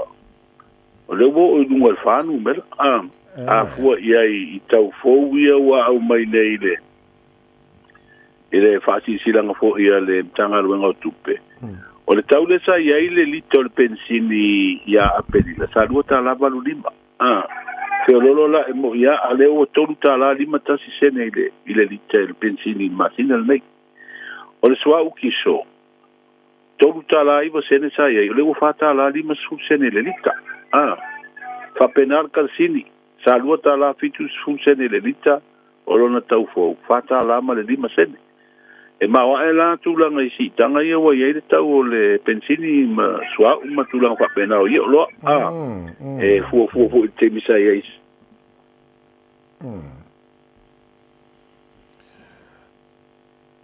se tau wa tau telefoni fa mo lenga man mana po ia le kiso ia fata la ia o tulanga na le wa ia tau fo lo ia ia ele se o tatou e mawhai se au wala hoi le toi whai titi e langa o lau ko ingo Trump le mafu e mene. Ia marka ko kamalai o nupa ia le palmi ai mala te wale whai a Iraq. Ia le la wale di umai kua paka kua le taua. Ia le a fia te le a fia ngol langi atoa le ngata le taua o loa. Ia le taua suau. Ai sa le. Ma lo whaftai, whalau te reino nei vanga ia mō tātou mat whafo male tino. Whai ora nei vai aso ala watu la bano. Au tāpenanga o tau lunga fo o tātou tala mai sa mō pia tāna wanu. Whai lo mō tātou tala fo la whalau tine whamul mōne. Ia, o tala whai ua tau lunga i fo ilunga ruenga nei vai aso tau sisi o pūrenga le lei. O mafu angai o tau ngor tū la fono o le whare tūpetu tonu o lo o sirisila i eile malo. Ai whātu maupea ia le tūto tasi o le au nanga le whare tūpetu tono Samoa. O le whingalo leo le tamaita i minsta po i o tupe i se pepa whaalawi loa. Wa au mai eso na whingalo. I le mita upulea. Wa toi a whea le tātou au nanga le pulenga o le fui mū, whapenga aluenga la veai. I se fōa i tā ua o tā wale fōu mai le malo i Apani. Wa whaatino le malo le whaaloalo mawalunga fo i toi sauninga. Stasio tina i longa lana tautua i le ngā ruenga whapaia onga i le nei vai aso e pe o na ufia i lona sāfo i le fua po le tanga vai o le tātou malo tuto tasi. Ia matau ave le vasenga o leo po o malo le malolo na sā. O le nei vai aso wa whea i le tātou utano o e le tamaita i olo o tau veina le pale o le tausala o le Miss Global ia maua sauni e whapale le tausala o Samoa. Sauni mo le tauwanga lea i le nei tausanga o fuafua whaia le tunu o Thailand i le masina o September. Whalau tere tātou utala tawai ma le tausala foi i le temi masani. Ma lo whafte tele le tunu o i lau mai momala whafonga le tāna walu. Te bina ni sila o la whalau tele tātou tala. Mana le lei o amal tau le tunu o le whaingona nei vasa ma la mtanga le masin fo. O winga o le tau le i le sfoile le nei tawai ma le tausala o au sabili le mata polu o lo ufitia i pere tātou masinu e au mai au mana i timu e a fia i sa moa i nisi o teimi. E leo i eise whau tuanga fo i pōni le pita inga o wha marasia mo lau whanua umole atinu. Ai mo pōnu mo sa wa i wa inga le tau e ufitia se vai ngole langi au ma timu pupu e ono feo lolo wha solo ina mamafa i nisi o vai inga o Samoa. Tala pupu ura le tau le neas Friday ne aso mua bua le masino me. Ma lo feo ngangal man mana wha ma lo whafte tere lava. Tau mal tātou ngar wengar wha ungora nei vai aso ia manu iau whai wal nei aso mo nei fwoi le wha ungora vai aso. Ia, manu ia fwoi le nai tua le tātou ngar wenga tātou whiro i fwoi pēr musa malo si lava i aso. Sa le lo vātu. Ia, sa i fwoi ia. Le whanga kalma marantu mana wāo tanga vai a tipi o tanga vai a sui o tātou Radio Samoa i pia o tātou tala noanga le wha ungora nei vai aso. La fo abatu tātou tala whalau tele tau lungo o tātou tala mai Samoa pēr tala valu i le tai o nei o whamoni angos whanau nei tai au.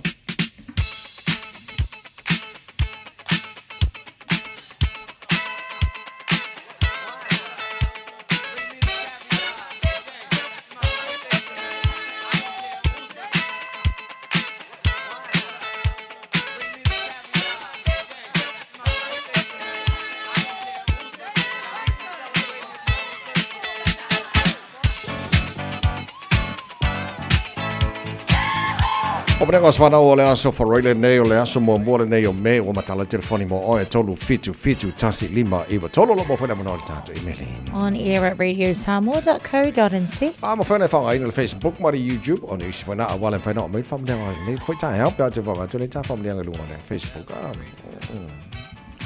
Yeah, o le whamanuanga le nā mai a TJ Thomas Jr. Atunio. Wishing our Princess Imani Rose to Kia Tawai Ne Maya a happy big 5th birthday today. We can't wait to celebrate your big 5th birthday tomorrow. May our good Lord bless you and shower you with many, many blessings. Hope you're having a blast and fun at school. Hope you grow into a shining star and shine bright like a diamond. We love you, Imani. Love much from Papa Tutuila Thomas Tawai, Cousin Thomas Jr. and Auntie Joanne Mango Bango. Le lei e fōringa mai e pauna whamonianga o lea ua tauno mai runga le tātou Facebook na nei tahe au e leo i tātou whamonianga runga le telefoni whapena whale tātou e-maili ia file mo vo ile haso mo mela ko oi ia le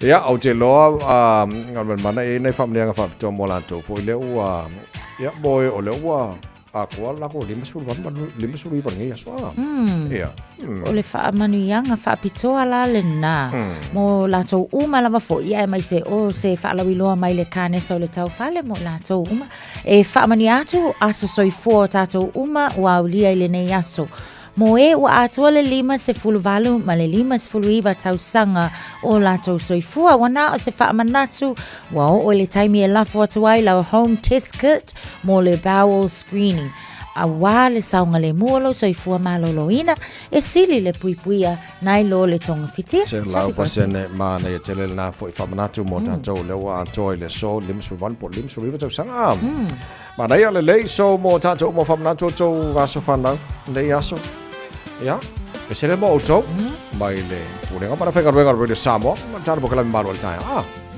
Hari huri tau kia ko. Manu ia telu to us for happy birthday. Tau no se polo, la bata.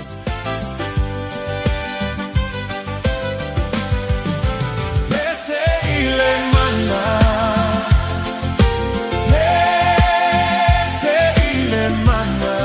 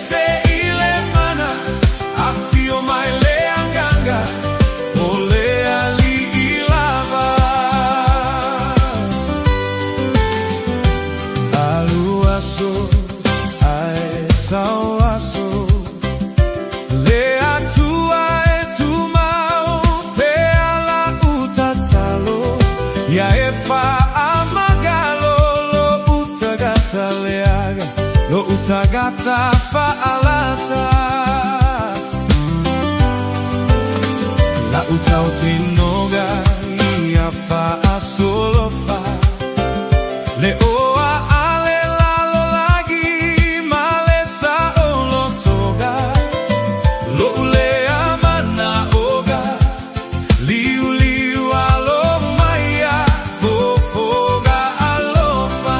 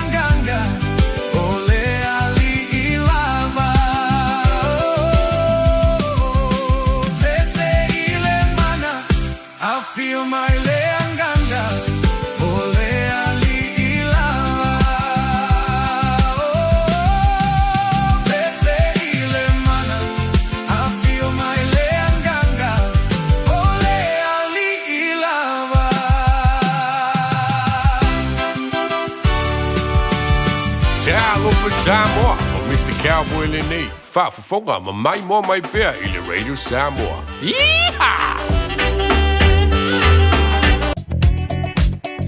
Lunga tato awala avata vale lo yesi fala vela vetu tavale ile vainga le nai Epsom so ole nala lo slow down tato mai le Manukau Road fa pena fo Green Lane ia tato links ngaya ngaya tu fo lunga le State Highway 1 mai tawa tu fo Avondale fa CPC le time le nei ia ngai delays on Great North Road ia ma Rosebank Road le time le nei mai se fo ile ngaya tu lunga le State Highways fulu maleono Penrose lo o fa si mamafa o tato mai le vainga le Great South Road yolo mai tawa foi Church Street and Nelson Street faisi mama fal taimi le nei mai se lava foi ia ilanga ia tu ilunga o le tato fesota inga na o tato motorways nisi na va inga leolo o yai tato o isi va inga tato a wala na tu maua i le feo lolo o le traffic o yai le taimi le nei paule na le fa le tau ta vale manu ia tele fa inga malanga o to su tol minute na tale o le vale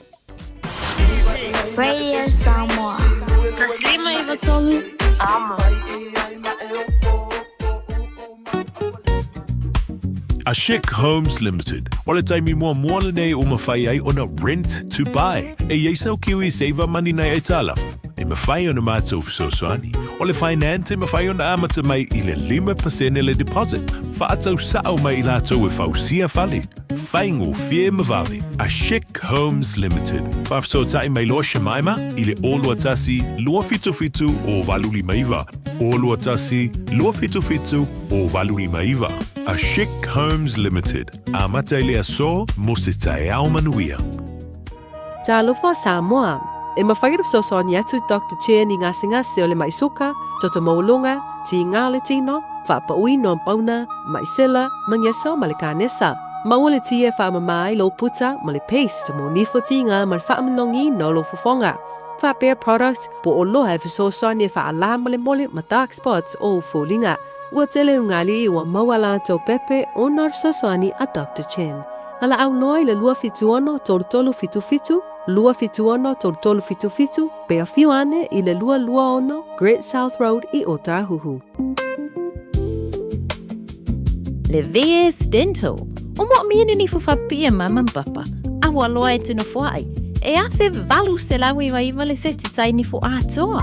Ioe. Tele mai si fapitoa. Veni mai loa le VS Dental i le o lua lua. O no. O. O lua lua. O no. O. O mana o mie o e pose isi lo a inga se fisoso ani tau fe malanga inga mo New Zealand. Imata au pue peo le vaita mai no whanau po ngaluengu. A whaia lau tali o le ioe, wala au loa Ken Ferniho o le Fern Immigration Services e iailana lai sene, ma o silia ma le se funu lima tau sanga hola na tau tua. E toa tele tangata o fisoso ani iai Ken, imata upu tau fi malanga inga, e awhia imata upu na o atu le tribunal, ma apili le minister. Tanga iana e le Facebook, ma le upenga te whailangi i Molimau. Mo nisi whamtalanga, wala au mai le Fern Immigration Services. O luatasi, tasi lima tasi, o lima. So se follow minu tolo tala le tula e valu o le tōrungo taru tala mai sa morene whai sope tala valu i le tai au nei. Ia le nei tai au, good morning mātua. Tātou uma wala po te pena nei whanau lea o ngā mālo le ono sai, maruru kai au so le ne angi ngā maruru pe amanuia mai lea o ngā tama manteine ai on sai fa mo te pena nei whanau lea o ngā nei tai au, umolo fo inge ka ko maruru fo. Ai sa le lei. Ia le lei vai le lei o fo nai tamai tilanga le maruru mani tau. Ia mo nei te markai au wala ngoi ngai o lo fo o ka wa o ka mai ki ka arolo ai. Ele ko ko mi ko mari ti Ioi. Wai ya te me fena to activities for you now. Yeah. Okay, so nei vanga na fa na to mota to ma tu ai ma no la fa ma no si ma no on sai. Nei foi va so ato fa ai na mene o emaili. Mo so ta inga. O te lol vanga le sa ka va il fonga va ai le parmia le fonga le parmia.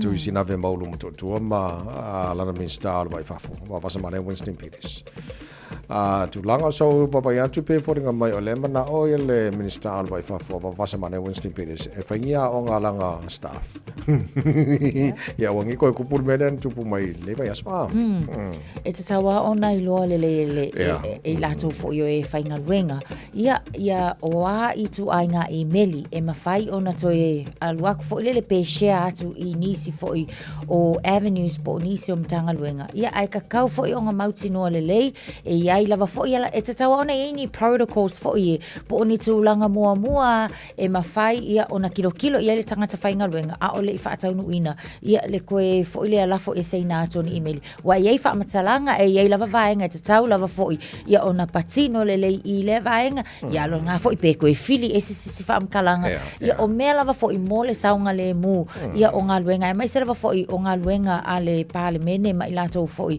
o loo tai I whaululunga mtanga e kawala o ngā malama le tangata ia I le vaenga e o iei lana pule fo I lele o le pule sa o loto ia kufakule whaasoa kule ai iei lava fo I tūlanga ia te tau ona pāpuipui lele ia malama iei tangata umpa well je lo len admit le fianga pasamana ia Winston Peters fo lele esa o se mai tono lana staff ia lo winga lau kaunga fo I fai nia onga ina I lo le lau fenga lo ia po fe le kwa o mengi o email me kaunga ri ina ia wange koe langa kau fe lo la fo ele ngai mulmulu nga bebe yang kau fai il par mi malang bing ska fo le ya ala mo to so ala pule ne ba ngai ya why happen I tono for fenga benga fo le ka ki ro le ya le benga ka ile ro la ka email ba pe ava pe ka ikor ka fenga benga mal ba mal pule nga fo ima company ta noi company e le fale ala ti lo tu for the Talis seafood Jere lo pe ni se fenga luenga de company le te lo le la tapunia ia ma ko kisi o se la uia nga luenga fo da mama Ioi ole aso muli o ia ile tamine ole aso se full weave aso full lima me le masina le newa amtalia ole aso muli la le na o si fale fenga luenga le I Westport ole fale fo ile le nga o si ai ia moi matulanga fa pena ia ai fo ile ia I was full male lua ia nga luenga o leo le afa amtaina ia talo sia ia vave na toe mawani ngā luenga ia wo fo ngai masinga le sunga le au ele se masinga ma fo ia ai tato talo sia ia mawani ngā luenga fo ia vave na toe ngā luenga tangata but o le tu langa lava le fainga talo so fanga le o ia tato I le taimile nei le ngata taunga taswa au taunga talo so fanga ia o lava fo ile ngai pisingisi ia o la fo ia makua I la ngonga la ko ale ia splofiki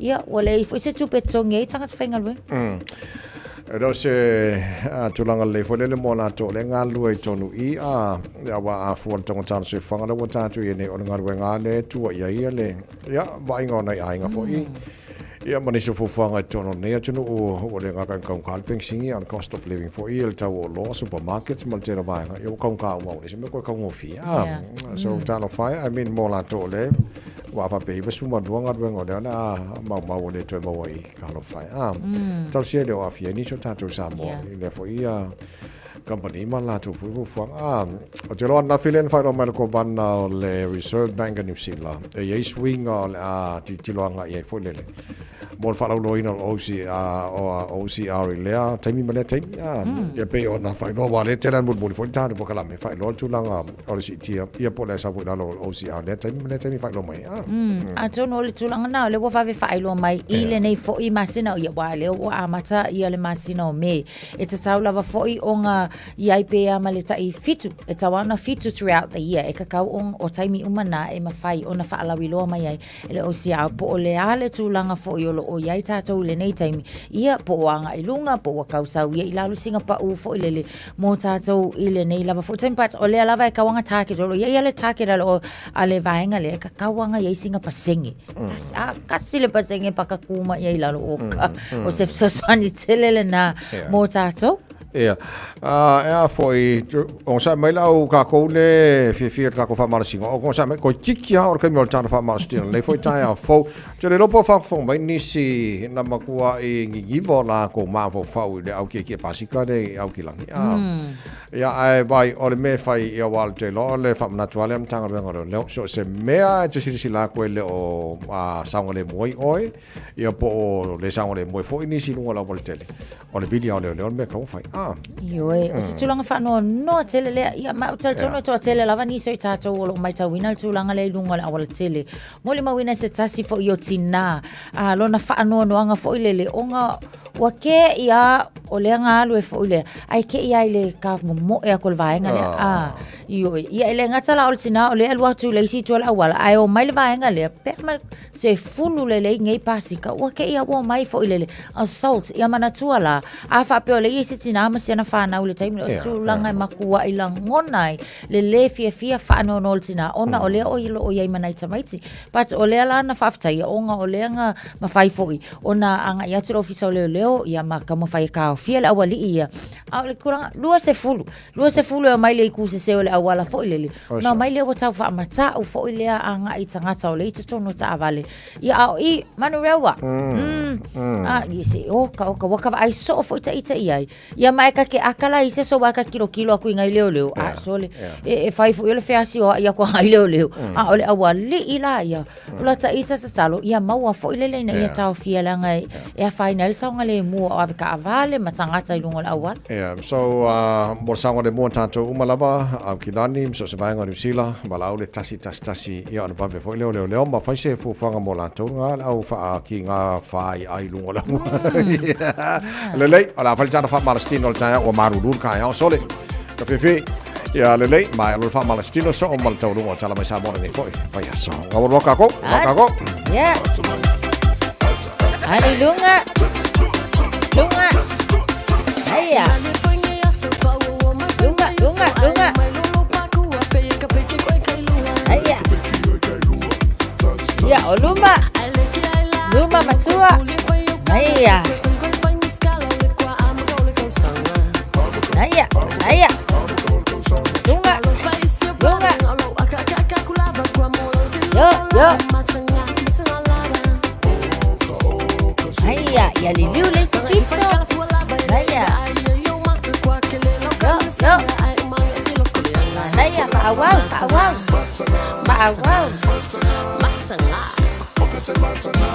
Luma.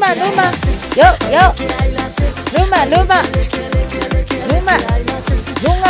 Luma. Lunga. Uy. Naya, autapa.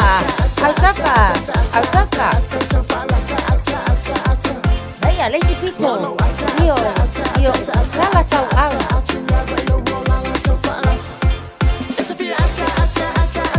Naya. Iya. Halo, Luma. Iyo langona tau au autapa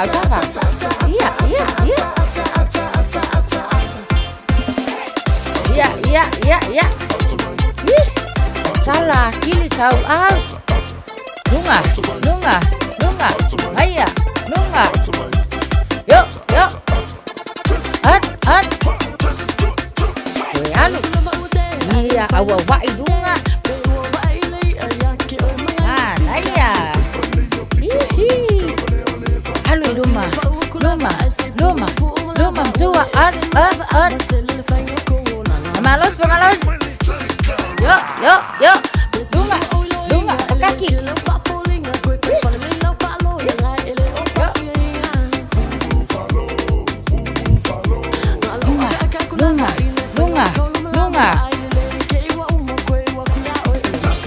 Luma se furu seco Luma ia savali vali lemu mana vai totono mana vai fafo Lord fa malo lo si Maria Tsele fa ngole nei vai asa soifua ia Up the Blues Radio Samoa Taslima Ivatolu Amo Usi mai alau whaafofonga o le whaapoponga fo ele nei o talafou mai Samoa. Awina sa o mai mo oe e lau leiti o whalongolongo le Radio Samoa. Tasilima iwa tolu amo. O te whatalo whelo tātu o tino urua i aso le masina fou o me o tātu mafuta tau alunga o le ngā ruenga usi mai alau whaafonga. Wa manino nei le whina le fionga le sui pā le mia o le tamai tai min star fo i o tupe. Mafu anga utu o le sila sila ai o le malo. E whaia ni teu teunga le tū la fono. O lo o wha foe foe a i le pūlenga o le whale tupe tū tonu o Samoa. Ina ua au mai ei whala ua i tele sona whina ngalo. E ala i se pepa o wha matalanga. Wa wha ilo ai le fionga i le min star le fionga muripola ana rosa ale mori o. O le tausanga i lua whenua tasi. Na sile sila i le malo ni teu teunga e mafua mai lea. Ini atu ngalunga i le tōwhia leo sui o le komiti whaatonu o lea wharetupe. Whapea i mataimi o le tōwhinga o se whaatonu. Ma mata upu e tuso le ngā ruenga manino o whaai unga whai. E whapea mai le min star, sa la ngai ni whono tanga ma le mta ngā ruenga o tupe, lea e whaafoina le tūla whono le wharetupe tūtotono o Samoa. Ma o ni whono tanga, sa a waile ko vana ma le sa avea malo i asilia le malo i le nā taimi. Whalia le minsta o tupe i le taimi nei, o lo umia whaatasi le ko vana o le wharetupe tūtotono o Samoa, isi to whinga tā ua e au fiai, le whaatonu o Pulenga, tei whono o le komiti whaatonu o le wharetupe, tei whono o le komiti whaatonu o Pulenga ma le tei whono o le komiti su e le wharetupe. Wa tere tausanga o whaanga solo mai le wharetupe tūtotono, i lunga o lea ala fua, lea sa tu uli mātu wai malo si anga te tele, mo le vainga ma le whainga o whai unga onga i se ofisa se totasi. I se wha upunga whainga o fie pe o na whai lo lava ele min star. O le nei fetu na inga ma le ala fua, e wha tu la i ma yeini fesili ma ni atu nga lunga e tusa o Pulenga le lei. Mo se wha ta inga, a whaia e tu la i maise mata upu o solia ma fia ile wha ngā solonga o ngā luenga. O le komiti su e pole audit committee, lea e tei whono ai le kovana, e whaia le su e ngai lalo se whaatonunga le komiti whaatonu, lea fo i e tei whono ai le kovana. O lea tu whaatasinga o tofinga ma ua whaailoa le minsta, e atangi ai se manatu e whaapea o le ofisa lava e tasi, o loo ia umia ma tu inatu le pule ma whaatonuina ngā ruenga, a o lea foi, o loo ia to e va ia le whaatinoina o ana ia lava ngā ruenga. O tautunga le tūla whono o lo whaatala no nei, o whaalia le minsta o lo sa ili ai se awala, e fo i ai lea tungalunga i ala lea i le whaata o toatu, o se ala fua maoti e tu umawa e vai ai le pūlenga whaatonu, ma le vainga o ngā ruenga. O le tautunga lo whaatula i atu nei, ina ia tō fia se tasi tū maoti, e a vea matei whono o le komiti whaatonu e ese mai le kovana. O lo matua whaataua i nei tautunga, le whaatuma wini o le tūma o te o le wharetupe tūtotono o Samoa. Ma o nei te uteunga o lo whaatulai, ina ia sanga whaamalo sia le whaatua tuaina ma le talitonuina o le wharetupe, e ala le whaamalo sia o Pulenga le lei, ma le mala malama ina ia o ngatasi ma Pulenga le lei o lo wha o ngā, ma whaafoe ai wharetupe tūtotono o isi atunuu o le tau Pulenga. E whaapea fo i le whaata o tonga o Pulenga o wharetupe tūtotono o atunuu tua oi, e peo Australia me New Zealand, lea e whiriwhiri ai ele minsta o tupe se tei whono tūma oti, e tei ia le komiti whaatonu. Ai o le kovana e tū mau e vaia Pulenga ma le tau aveino o tiu te tūma oti o le wharetupe, ina ia tū mawa vai ai le Pulenga ma whainga whaavai le wharetupe tūtonu. O lo iai fina ngalo e whaapea a tō fia se tei whono tūma oti o le komiti whaafoe, o le aono a fia i whainga whaaporkiki. Mo whaalia le minsta e fia whaamanino mo le sila fia le tunu lau tele, o le tofinga o le kovana, e whaia lea lea o le malo, i le whautuanga le kāpeneta. O lo na winga e peo na ia whaamatala, ua leva o na iai le sao le kāpeneta le whaatotonga o ala fua mo le whainga o nei tofinga. I lalo fwoi o teuteunga o le tūla whono, o lo puipui ai le whiriwhilinga ma le tofinga o se tei whono, e ala i se whainga e manino le whiriwhilinga, e fua lea i le angawaa ma le tomai, ma e whiriwhilia se komiti whaapitoa, ma le tū maoti e to tolu na sui a wai. O lo whautua ina le malo lo tātu o tunu ulo tele, ona o lo te tala le awa no e whaatala no aile nei tū la whono maona teuteunga. Ona o nei teuteunga e tasiro na autu, ina ia mauti no le whaangai o ia peo le whale tupe tu tono o Samoa ilo na tuto tasi, e whaavai le ilunga o pūlenga malo le lei, male malama lama mo le manuia o tangata uma o Samoa. E tolu no fuanga lo whaatino aile ua unanga le pūlenga o le tine mu mga luenga la vea ai, i teimi o whaala vlewe whaafose i tonu o le tunu. Wa manuia le foa i le malo i Apani, e ala i ta vale whaatino aile la tutotua. O le no fuanga tu tonu o le pūlenga i Pia, o le no fuanga le tu malo a ana whapea maota i savai. E lua ta vale veni fou e se furu whāna foa, ma se piki apu fou foi, ua au mai e lea malo anga le lei o se foa ina wha mautu i le whainga paanga i Apani, ma lea pūlenga i a November o le tausanga o mawai. Stasi leo tautua e mana o mi ai ta vale e la tu ngā luenga, ia maua whetau i le lei ma le foai.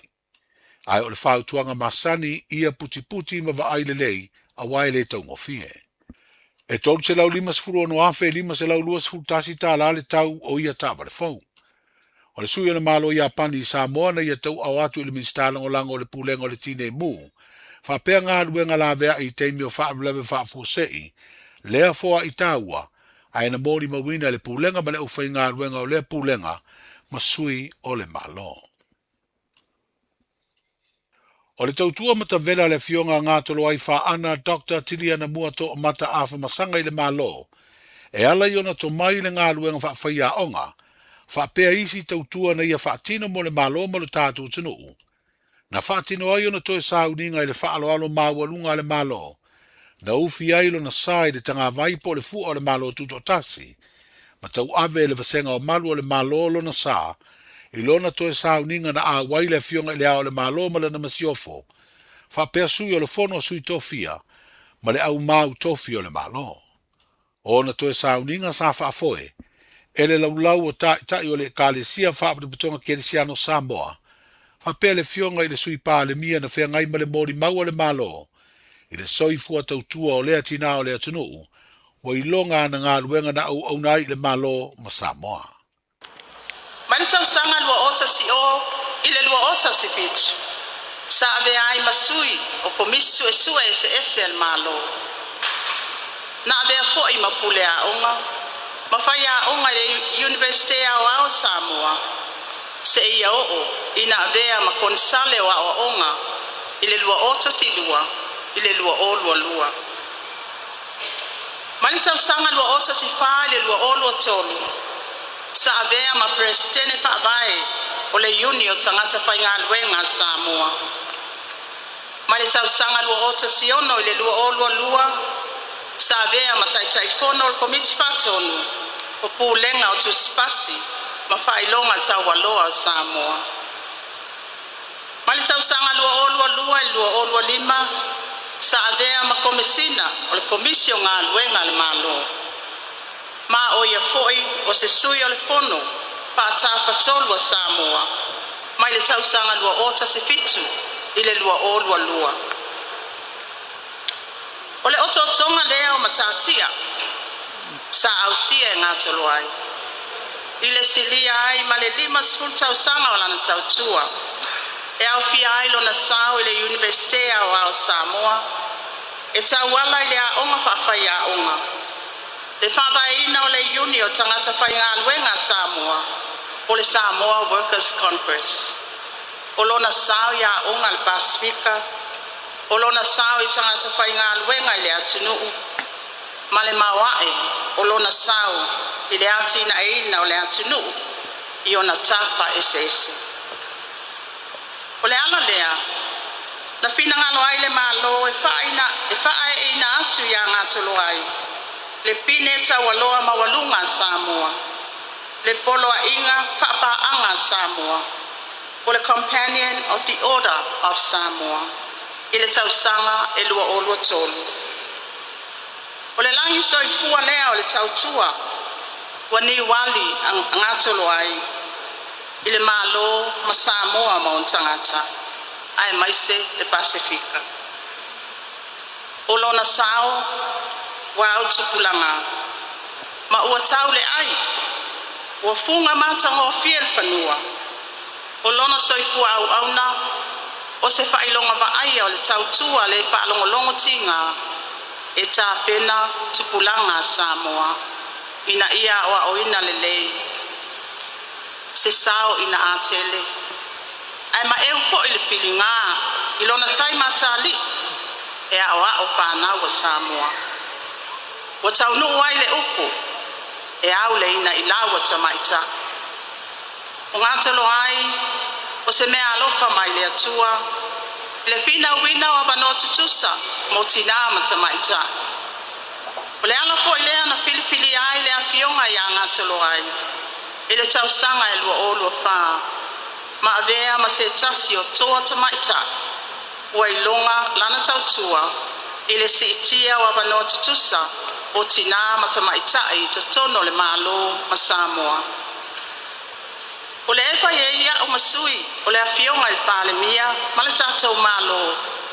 e mamoli le anganga al whaaftaitele i le tautua matabela a le afionga ia ngatolo ai lau afionga tau mata ma le nofo alo whaaftaita wata o lo lua vaa na foe whaatasi ma ngatolo ai a wale soifua tautua mo Samoa o te taofi e whaau pea le whanau o manuna e tautalaso mo le lumana na whata i leo so mātou leo ia whaaloto tele ina e ala i le whaamawhanwhananga le angang pa ia lau o fionga tau mata ma le nofo alo e whapea fo i a inga o Paolo Mangafa ai mai se i lātou o lo tangi mai ala le whamanatu le fionga le atua tātou te le whanoa noa whapei oe wale aise whamoe moe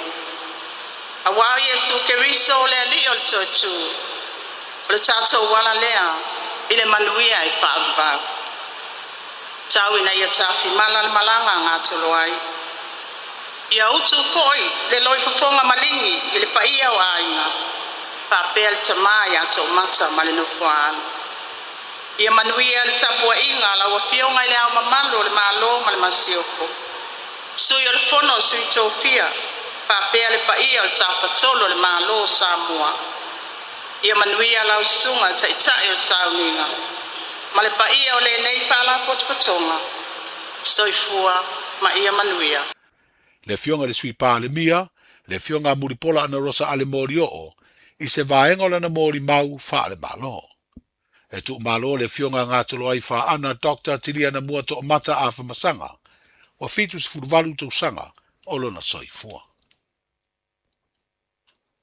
Wa whea sa moe le nei vai aso le tamaita ilo to veina le pale o le tau sala o le kelope, po le Miss Global, o le tau sanga e lua o lua lima, i le wha moe moe o ia na te wha pale le tau sala o le Miss Global a Samoa, i le po le stona i nei. O le company telefoni o le Vodafone Samoa, o lo lango malosi lea tau vanga e peona sa ave ai nisi o tau sara o le tunuu. Ma sui o Samoa e le tau vanga o le Miss Global, ini tau sanga i le imamau te le atu. Lea na maua lunga ai le tau mawhainga na o i ai le tamaitai o Heilani Beryl Kurubu, ma Nicolina June a kui. E valus furu a tunuu o lalolangi a wai lea tau vanga tau sara, ia mao lea tunuu o Thailand o le a whai ai le tau sanga nei, i le masina o September. O le manaia events o lo whaurulu i le li ilo yasinia, le sunga le a tau le Sir Jerry Brandt, o lo whengai ma le tapenaino le tau vanga i sa ili eise tamaitai o le aturu e vea, ma tātou Miss Samoa Global, a wā le tau vanga tele o le nei sanga lua o luono. Manuia tele le whai ungo le vai aso, seifuia. Talofa, we're the Katinas. Talofa, this is Pat Lam. Talofa lava o aola pi Mariner, mau pelo li tio. I le Radio Samoa tasilima iwa tolu amo.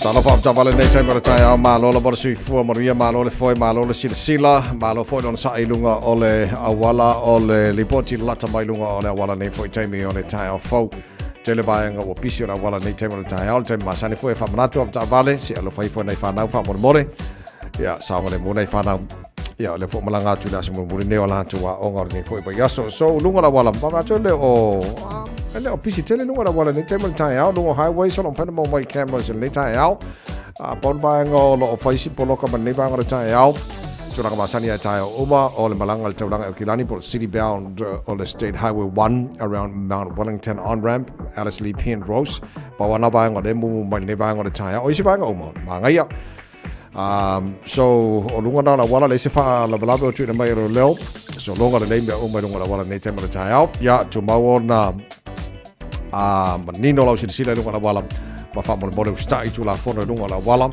ina ya sango le move malanga inga ni fo i tai out fo o le fo la ta mai nai lunga la wala ni fo i tai out Tasilima i Vatolu Amo Radio Samoa.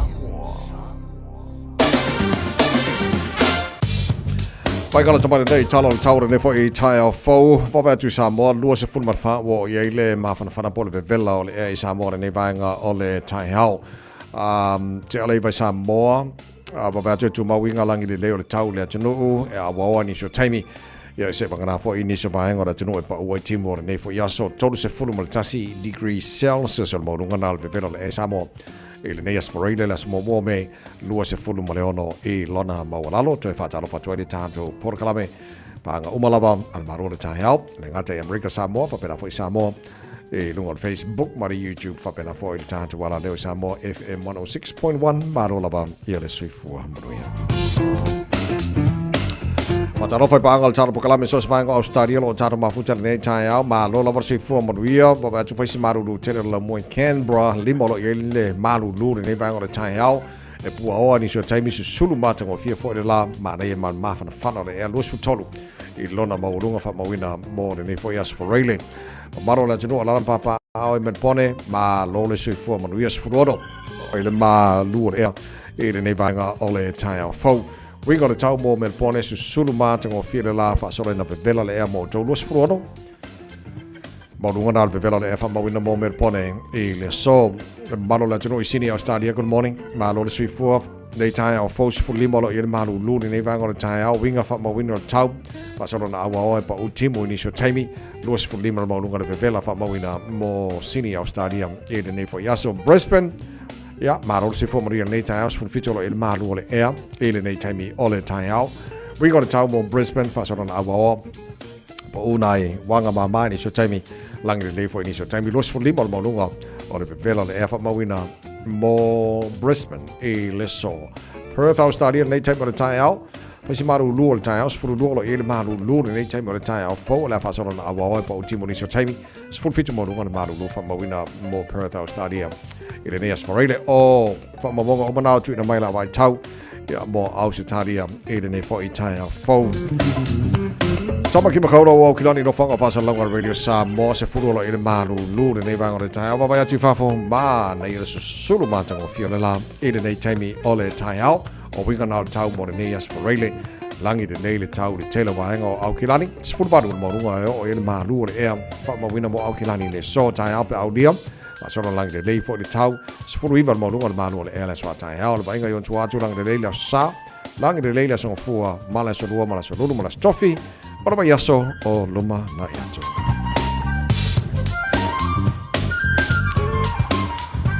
fa mo mo ngana tu na mai la wa tau de nei taimi ole tai ha le tunu ala papa au ni so bainga ke lope mana tu lo mo ni mai ia le tau mo tau nei fo se fo ta tu o ries furu iva o ta nei le tu la valu Taro tala mai Samoa tau runga foi na tala mai Samoa pe fa fonga le tunu nei foi tai au fo a faina MC e to fa sala wina mo e pa tale to la se fulu mo le luo le ore le so mo fitu le po ana nei mo di fa te tele lava le sui o taro radio Samoa e pia le fionga le rori ngal mana tu mana va tanga vai tipi tanga vai ma lo fa te tele la nanga longo po e Samoa ya te ro le so se ma engor ke lo ben tele me lo tupu i Samoa ia pe on tato yai e nei foi tai au fo nei by election by mo tolu Ja, stemi fo le fiafia na nei o lo ye tar proclame o la tu tuai fo e la uso fa sala la o te no la lo pu e fo Samoa ia pe ata no mai ata fa unga mai Samoa e stemi le fiafia na nei lo se fulu no cha nei tu la e valu se mai la mai mo no fa fonga tau lunga nei mai aso ta mo fa Samoa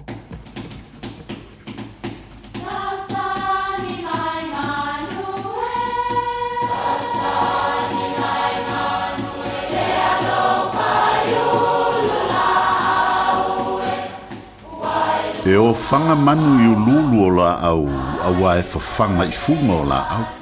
A o le tangata, e whawhanga I upu matala. O le mawhileo o alanga upu mamuanga ngana Samoa maona whaapongai, e a fua I lona sio mianga. O lona lea sao I le whaatufunganga o le iloa whaale aso, mai le tautua se ia o ina pule. O alanga upu mamuanga ngana, ua lanto mamanuina le tō whamanino a Samoa, mana tua fo'i, e tāo fitau muli le atunu. Ua e pena I tua o taia. O se tasi o vainga masani I taimi e tā ai le palolo. E whai o le lolofi atu o tangata e tā palolo ma maua palolo. Ai fo'i la tō e o atu ua tuai. Ua ilunga le la ma ua toe liu sua vaia leia. O le au whaianga la ia e winga I ai le muanga ngana lea. Ua e pena I tua o taia. O le upu pena, o le upu whaaloalo o le taele. Tua o taia, o lona winga e o atu ua fo'i le palolo ua uma. O lona winga, o le whaiwhaianga I se whaamoe e le o se mea le lei. O le winga o nei tua I ngā tangata ua toe lolofi atu ma mea tāmpa lolo. Ma tapisi solo, ma whaasusu solo ai, a ua le ai se palolo o toe maua. E māsani o na tātou whaalongo I upu nei, I tae au asusa. Si aula, se tope tau te unga e o atu fo'i ua a manta le lotu o na ote mai fo'i leo le whaife au I lo tātou ainga. Tasi le nei vai ngai māsani o na fuatia ai lo tātou o langa I ngā luenga I New Zealand nei. O le whaiwhaianga I taimi o ngā luenga. Mana tua, o le manu usupo e tele anai. A o le pena I tua o le taia e aluatu ua le eise mea. Au o le whaiwhaianga, manuia lau whaasounga le nei aso Samoa. Mua tasi. Mua.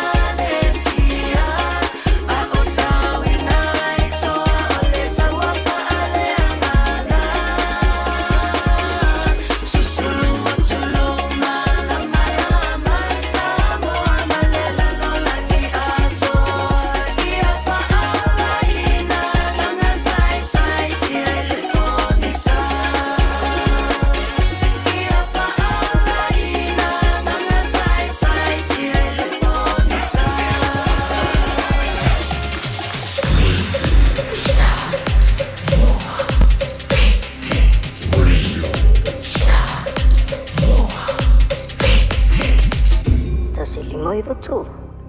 A whaia lo o iai la pisi e se mai I la pisi maasani. Pei o tau ta whaatekunolosi, o tau ta mamafa, maisi. Awa le la foia I le la pisi. Ai tanga I ane I le aucklandcouncil.govt.nz/where it goes. E te sila fia ele no whangai aweanga iai. Tamaki Turuki, all together, Auckland. Talo falava, o nei le nei mai le MSL training. A whai e te fia o ao I to mai whai kofe, whai loa I matanga ta fau, ma whau sia lolo to tele e a matai se ngā luenga fau I se whale kofe, po se whale ainga, des tala nei loa I la mātou Food and Beverage Skills course, le e a mata I le masina o me. E se fulu lima vai aso le umi, ma a whai e te anga waa e le ai se tutongi. Mātou te mālama lama e whainga tali toi fo I a o a onga, a o MSL o se a onga I pēlawa o se a inga, ma o lo o iai whaia a onga e lango ina o I taimi uma. Wala au mai nei loa, I le o walu se lau, lua wha tolu walu. O lolu manai e a mata I nei. O e fufu e whaatau ese lo whale, e te manao sta ngate whaanongo ia oe, tau tua mō oe, ma malama I launga ngana. Wala au mai loa le malu mawhatau Bob le malu, I le olua tolu ono o 5 iwa pitu. Olua tolu ono o 5 iwa pitu. O le kawashoa o lau kamufani inisiua e tautua mō oe ma e pele ia te oe. O la mātau au nanga ua iai a li I matamaitai ua uma o nā o tauina e ngā lulue whaatasi ma so tau au ma oe ma lau ainga ma so se whaala putopotonga. Mātou te fitosoani e whautua ina oe ma lau whiliwhilinga te tau I teimi o whaafi tau li. Au nanga e whaatuatua ina mō oe ma lau ainga I so se teimi.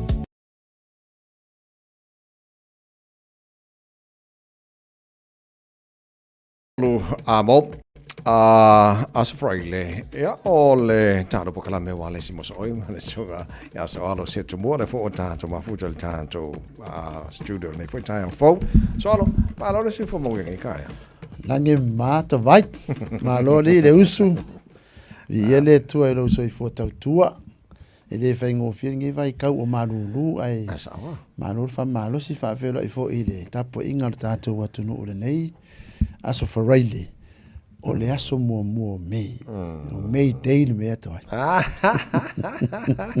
sawa ya malo fa tai mo fo lev nota ta no foi ma fa volta por clame tolo tanto por fa salo nei moni au o le aso mo me day wa pe o le vanga le tele fa ngai na foi le ya inai me foi tupu ia wa kero la palo silfia por alme o fai ngoi wa le ise April Day ia ngale April Fool le ise February Day May Day cosa February Valentine April Fool ia May Day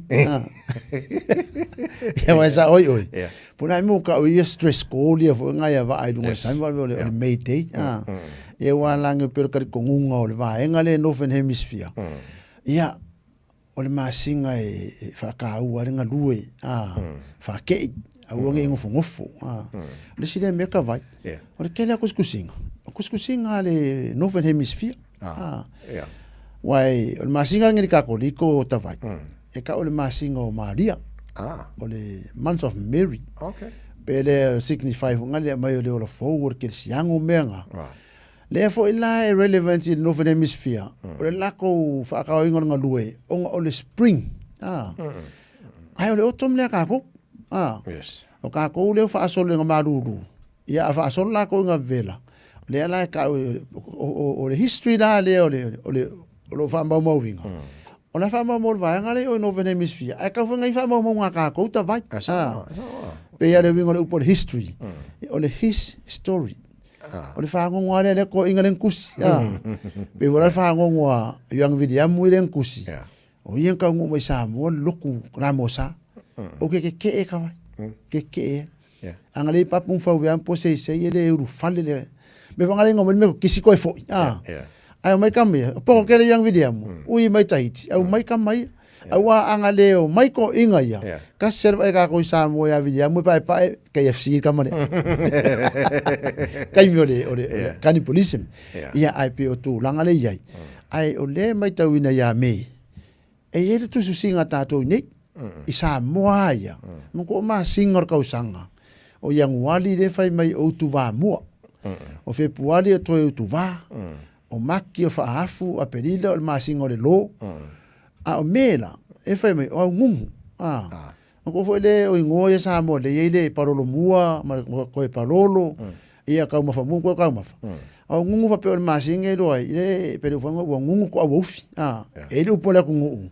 Wa fu le kau sanga o ngungu ko a wofi per kala fai fai wa konga. O le ala folinga mai. O saranga upo fe mfa e mafo mai akonga. Ia man ko ilo ngofia wa fu le ufi. Wa mama ia la ole. Le fo solo e lungo ngiu mala au wa lo ngofia kwa. Le ala fa ngo ko kaimbi o ia sa moa ia. O kaimbi ngai le wa foi. O pe le spring wa makanga umare kau ki munga mare kau o fa mai ia ngori pali. Le ala o mele le sa au ngi kau mango try season.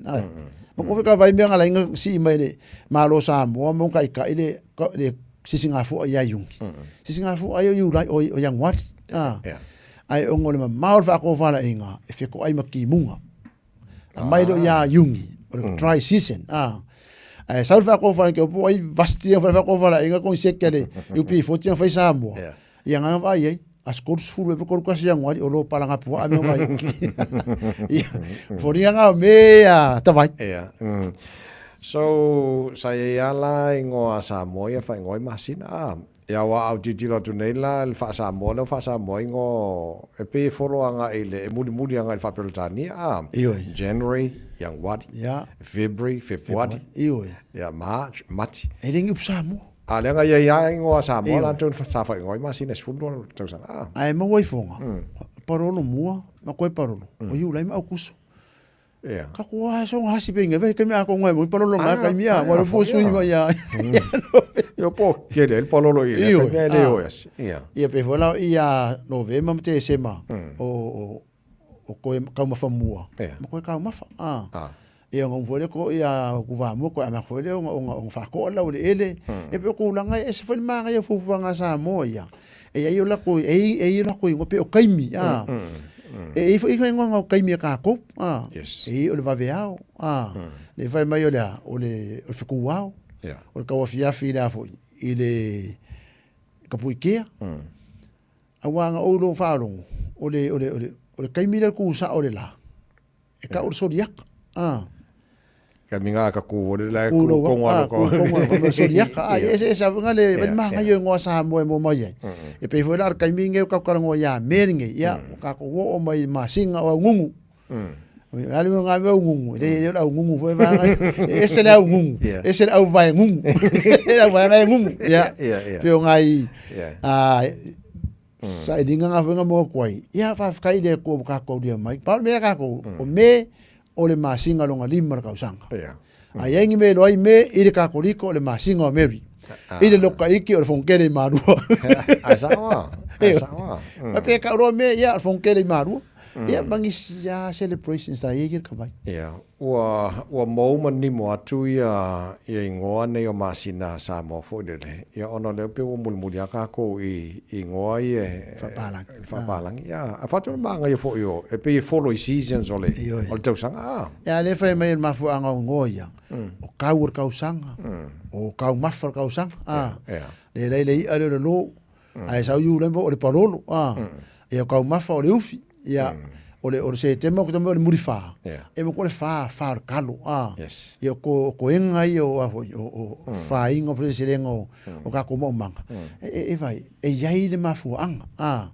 pe ya upso se ufa sa mo ka vai e ya no mafu me se so fa makai pe ira makai lo so al si mi ora le mo nga makai ma fa yai se va ku kamle ma si kama o kama ngoi se sia walo ia so walo e so walo ia le maunga so ai se ga isanga mau e pe pe le wale so va ngai so le mangu ko ile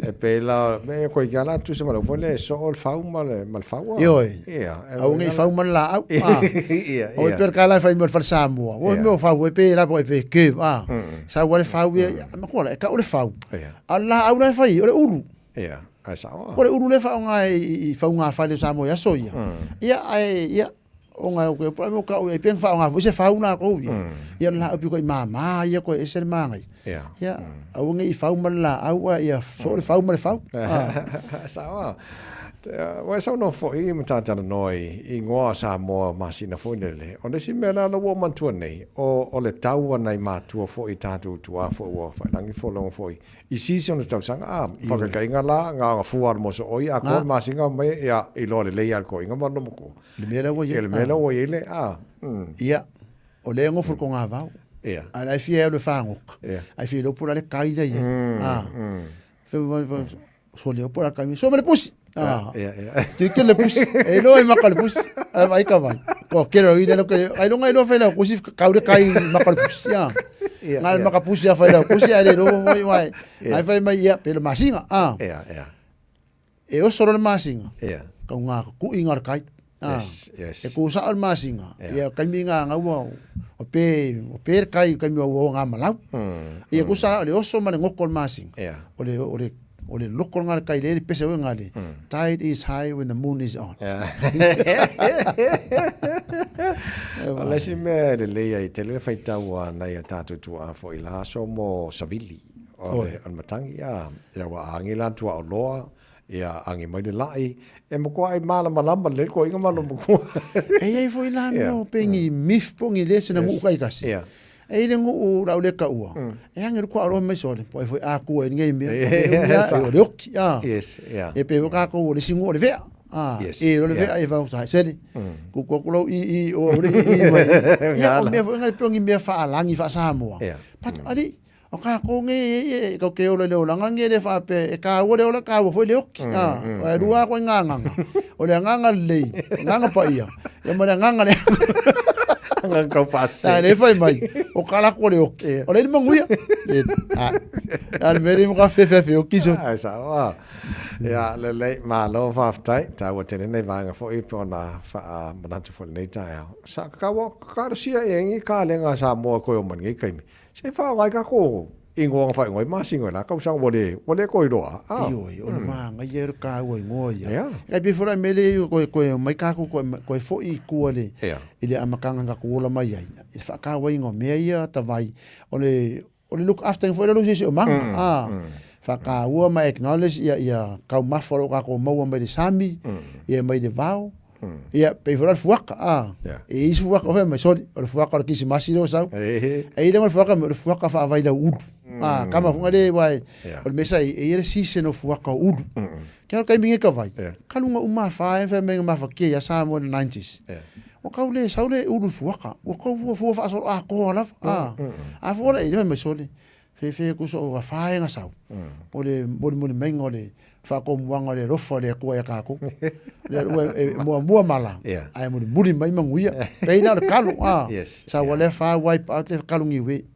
o le kai ai nga ka ko la ke mingi le ko sa ngala ola le mer ko nga kalu ese le o sa o si le ko ila ka o mo mar kalu ngale ready le fa masinga o le fa ka di fik ia mai fa bang yang me ho e nga la sa nga ka vai ko fo fa manga ku mai me ka fe o mai a ko nga nga masinga me wala ka fa vale a pedila ia ya sa me mai se am ka nga fo mana ya alo wa tai ole anta fai o nei tai o le fa no wa tu le Martin Hortus fo le fa ta wa no si manga nei fo I masina fo ka ko ia ke msalo la e fe ka wiala ma le me ka kalango fa ka wa ingor si manga ia ole vaenga o pe ngo fa ya o fa solo ia o nga primary school inga ia create le awareness o kamikia o ngai skills kai kasi le o ka mo wa ku peila communication skills o kalango aku kalango mai e ru por fa alo aku alo mai al mele ye al kalango ka mai ke fong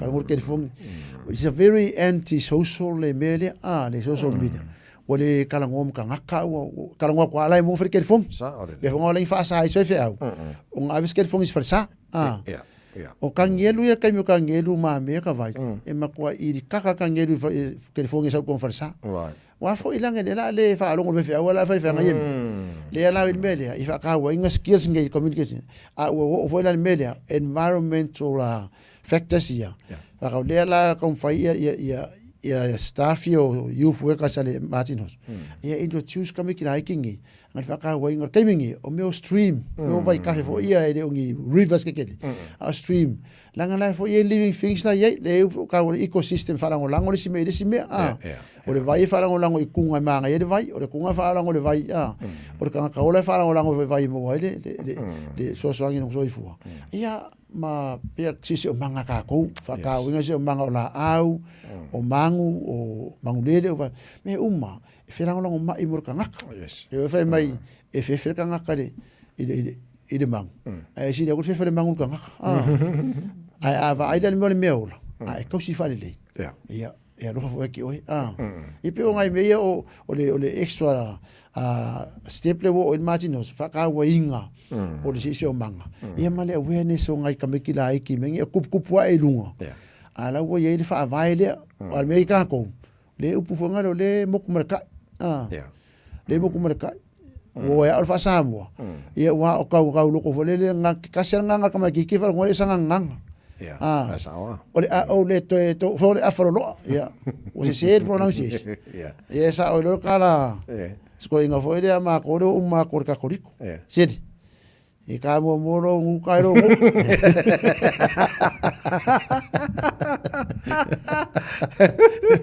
e ka wo ke e ka ua le yo le ngana Samoa a e tara noa i lau lava ngana e whetau i mautau sanga a le sauro kama ki whona ia peo e fo makua a nga ola ingei le lau kau loko me nga kua lunga ia ua kui whangalilo le maare au la kaua a ele malama po ila ku o fefa asingo ila na kaua ia mai ia ka fai maale o le ale wingo le me o ai le ka fai ale maale o feng fai ia ngai me fonga le wa ke rongo fia le accent le kala fia ngai ia ona vai ingo sia ka ngaka le me ka vai ai nga ka fa manga so ka mo mo na ngu kwa oi a wor nga nga le la wa mang mai fa muri wa hita nguku fo hita pam am tai so ala mo le o dia fo le fa tai mai le Martin Hoto si le so swani malango lango la sunga mai so la o nanga nei tai fo ile sunga fa fe ngainga fa tua tau tua lo ia ia o lo wa o sia ka ku mi o su wa ka usanga lo fungi ai le ku ia ka le ku ia kauru ko mangu o me a Donald Trump mai fo mai Iran wa makalo ka me fo maka hite sa mo le ki nga le petrol ka mi ngoi sa mo e vese ko ngi ai le yang wa o ngana ika me ko ka la lika ngi ana fo ko ka la sa mo ai fo la ia ko ka la ngi o lima ka la ngai sa mo la sa ka ngo fi ka mi la ngi ya le wa maka nga wa kalo le ku inga ia uru fia la uri ia ko ru au ngai uru ngar ko kas ulu ese nganga le au se nganga le anga wir nge yaso ka vai so ala fafte tele mo le ta po kala nei fo ta au fo so ala se tumo ya malta to wala si mo so oyo nei fo yas forile to mo re sa mas foliba e ba toru amo lai ma tuam ta to mo sa boli tamba chila au nei ta au ma lo la ba on sai a lo ma ru fo nei vai taimi be se le mo mal 5 stars o oe ola u o moni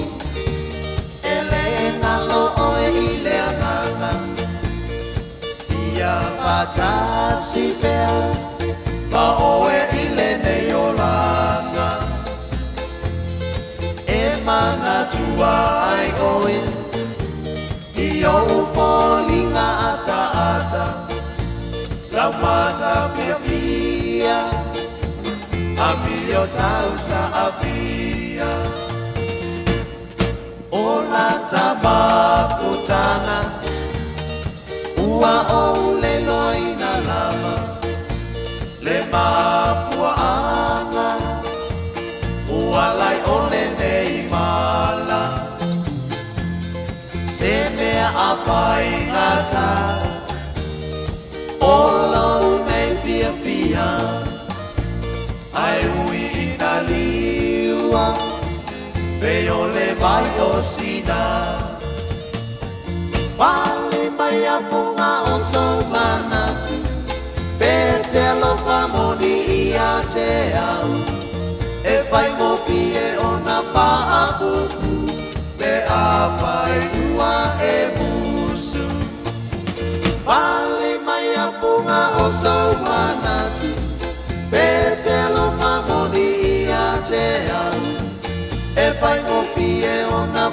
whaapupu me a whai ua e musu. Vetu e o le langi, vingota o le savi, se i tau maia se tasi, ko pea e ala uhani. O oe o la upele ea, o la umana mea e toa tasi, le nei ua mou atu, e au noa pasetali. Sauia o e laudia, o lea sa o filifilia, e monia le uputusia, popula le ngata ai pasia. E ui ina o la ngona ina le mafatia, ai tu mea ia, fungai lo Italia. Vali mai a funga o sau manatu, pete lo famoni ia te au, e fai ngofi e ona whaapupu, pe a fai ua e musu. Tofa soi fuala upele lo uau, momo ngā ua le taulau, wa motu si atalu le tu ina nau, pia pata si e paababau. Tofa soi fuala upele lo uau, momo ngā ua le taulau, wa motu si atalu le tu ina nau, pia pata si e paababau. Koe Samoa Spolima i watola mo malpokala me maru le tai ao le aso mo mua me o tātu iai a whaina e whaafafonga e whaasaralaunga Digisound ono whaarurunga le tātu le tiol ne mai teimelo e Lanta Promotion. Ia mo le a sound nā e nā vai aso lo mana i atu e le leil whaafonga le mai lo whates maisunga le pune. Digisound le whionga na pepe tuna tare le whaamanino la whaalau tele ne vanga i a walo si whio ne whoi tai ang fau na whionga na pepe maru si whio ne tai ang.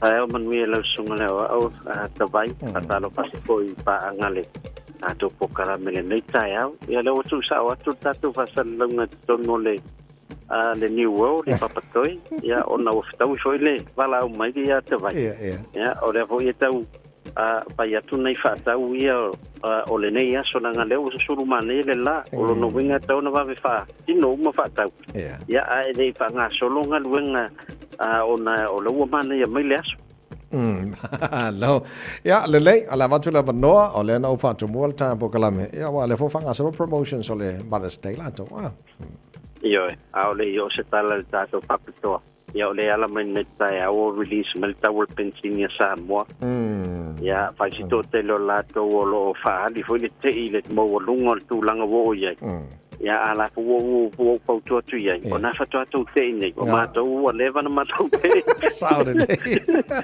le amu ya o to ona fa to fo le mai ni o to tal pensin o ma to le la sa vali to lu masina o fe ngai male nei ya e fa ngata fo awa e tua mai la na tatu ai nga ya tatu ia no foi fafu o lo no winga ya a pa yo o sa unia la fo so se le ni Samoa ya fa over te si mil pensinia to malu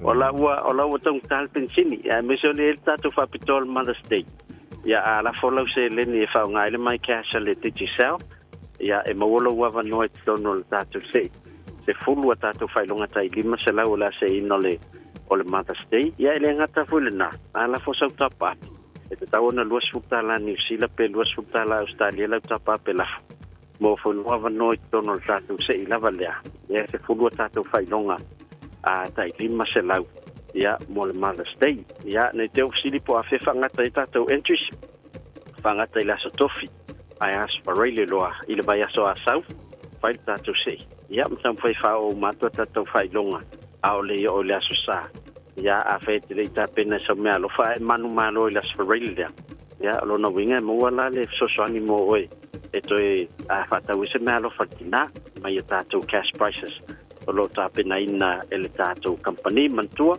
o company ne mwhena whaongatu New Zealand la foi lau seleni anga ele mai cash at digital le Samoa mwhena whaongatu le Click X Pacific whena whaongaina le RIA ia whapena foi ia le Rocket Remit ia manisi lava o company o lo whaipaanga mal tātou a digital ia e leilo walau mai pia mana mir sosoani le tūlanga tātou na mea masani o luatasi lima ono tolu fa manuia tapu ingal tātou blues il neva ia so latu tālonga malmoana ia ai ole tālonga mua le tulmatai ia tālonga le Valley Crusaders ia male awale ale Hurricanes ia awa a whaiahina i nale Hurricanes ai malo tātou blues ia wa mei sao ato a tātou numero tasi lo tātou ia alo whautai o tūlanga nao lo iei alo whautai pe ano titi lato e se fsini mai mo le kalo wha mole ai le uta o lo whatali lava o lo whatali lava tātou talo o marulu ato tūlanga lea ai o la masalo ato tātou pokalame lewa yasu wa tau na mose tonu whautai manuia ia le yasu manuia fwere wikenu so yeah, perfect. So for. La whengana pepe tuna tani le ne male tātou li poti mai digi saule nei fwoi tai a fwoi na watoi ono minuto lo tōna tāle o le tu la eiva. O le whawhongan po kalame malu le tai a Radio Samoa Sfalima eiva tolu a mōne neas for reile. O le aso mō mōne neo masina lona lima o le tāna whalau o le lua fe lua se fulu male ono. Malo fula moni ora tunu o kangi beo no kupuri ngai fwoi lalo rangi kako fo lau ngai kausanga. Ai le ia se mea le nei o langa whena whaate e seina o e maa o mai le lofo o tātua tua ala i suke riso e o mō e lusu i fuamula ora nei koe tai hao fo tato tat fo e le tā o le iwa pe a mai a whau i whianga matalena asua ao tau mai e te alofa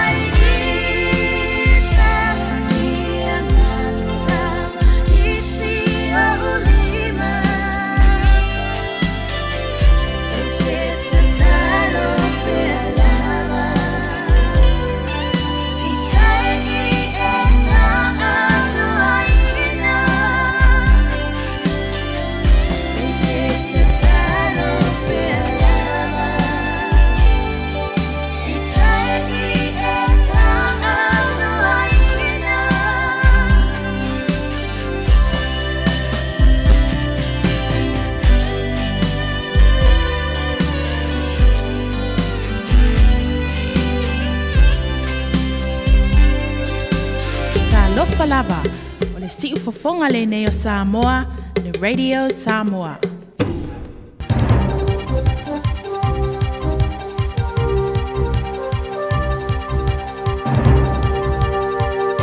In this update, a property economist says it's hard to see the housing market upturn lasting much longer.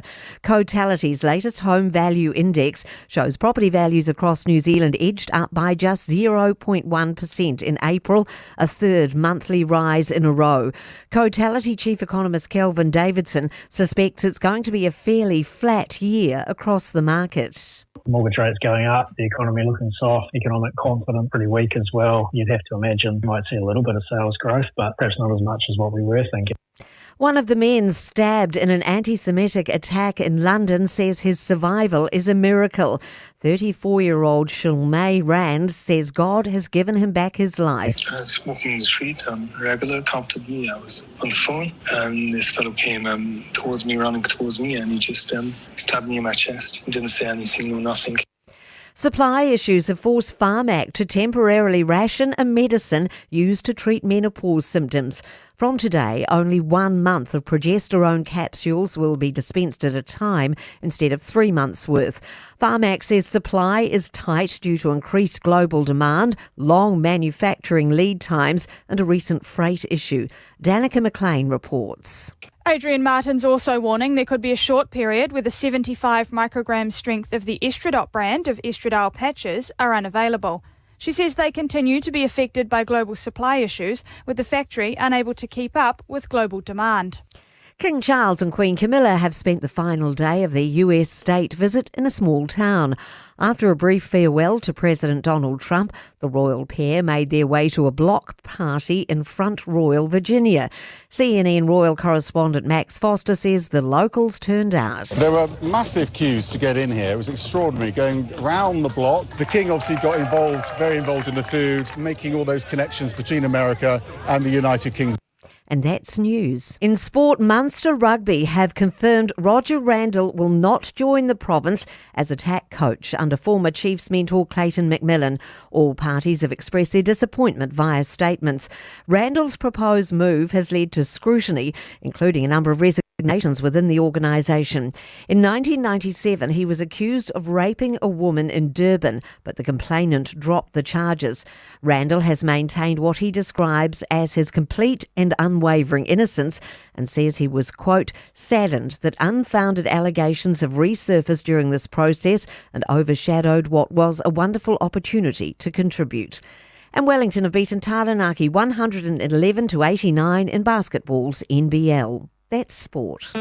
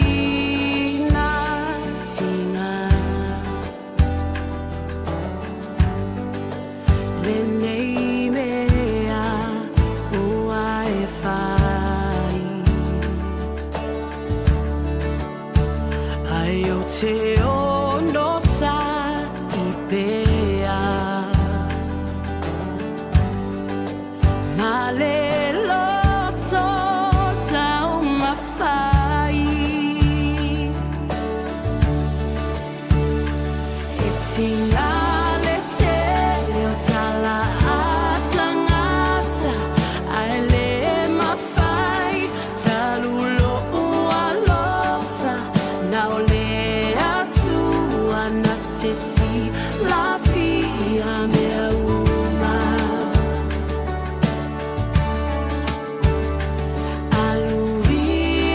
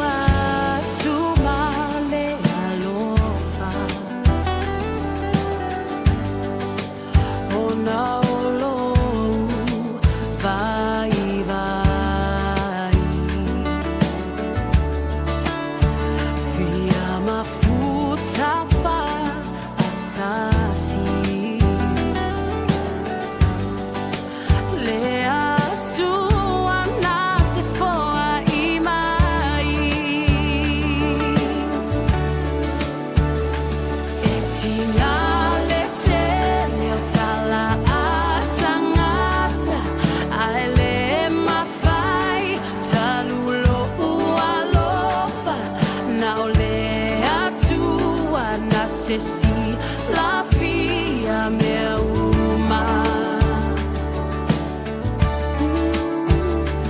Aluia oi, oe a soleanga, o se uma lole tau, tai o le vasa, a tonu lava, e toi ai se si fainga.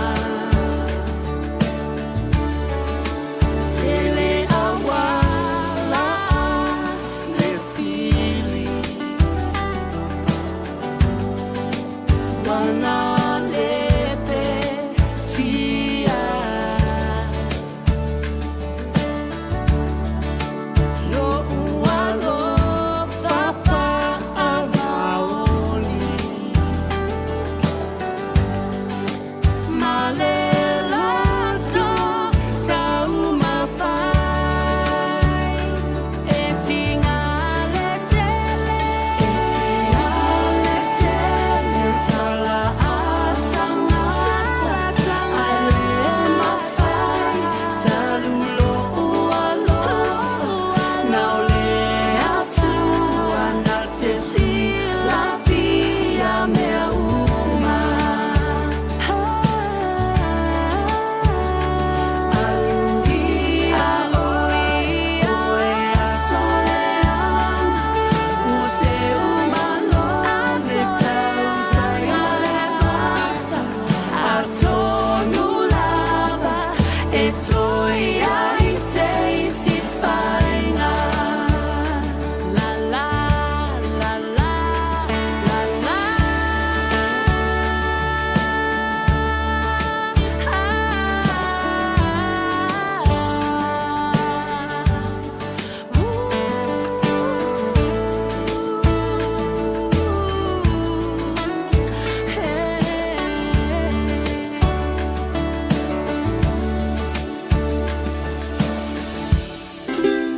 Talo fa Samoa. Wa ule ne yo kas futialo. A wale suia lingila wa ule kio. A eva mai ina se fudu lima iwa kolu. A mo Radio Samoa. Vevela a. Le Shine Dental. Lau fale fa ini fo fa moe moeina. La to te fai fofa tal no ango nifo. Ia so lulu tai tasi. Tele e wala me fai ona tutongi ai lau tong fitinga. A fio mai loa ile 5 Great South Road Manukau. Bevili mai le lua fitu ono onu fa. Lua fitu ono onu fa. Mo le Shine Dental. E ia inga fapito. Au kilani wa esa uni. A fio mai loa le Harrison's MZ I o Tahohu. Le fale ofu polenisia pito I sili o na tele ai la e moa liin tamaita e mawhanau. Mai ia e sui ai la e o oi mea lofa masulvania e mawa o mai le no fuanga e tasi. A fio mai mawha ilo mai le Harrison's 20 e to asia ai le 20% mai uloha ufa pa uina. Ioe, ta mai le Harrison's 20 ma surfe ai le 20%. Le Harrison's NZ I le 23 Hall Avenue o Tahogu e te le fiamsia. Talofa, we're the Katinas, and you're listening to Radio Samoa On 1593 AM.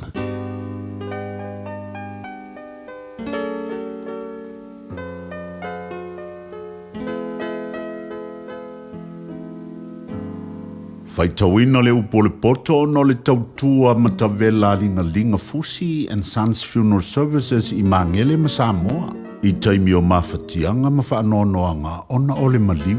Manatua linga Fusi and Sons malana au nanga o le a whaamama avenga atu mo oe ma le ainga. Wala au I le telefoni lua fitu lima tolu o fitu.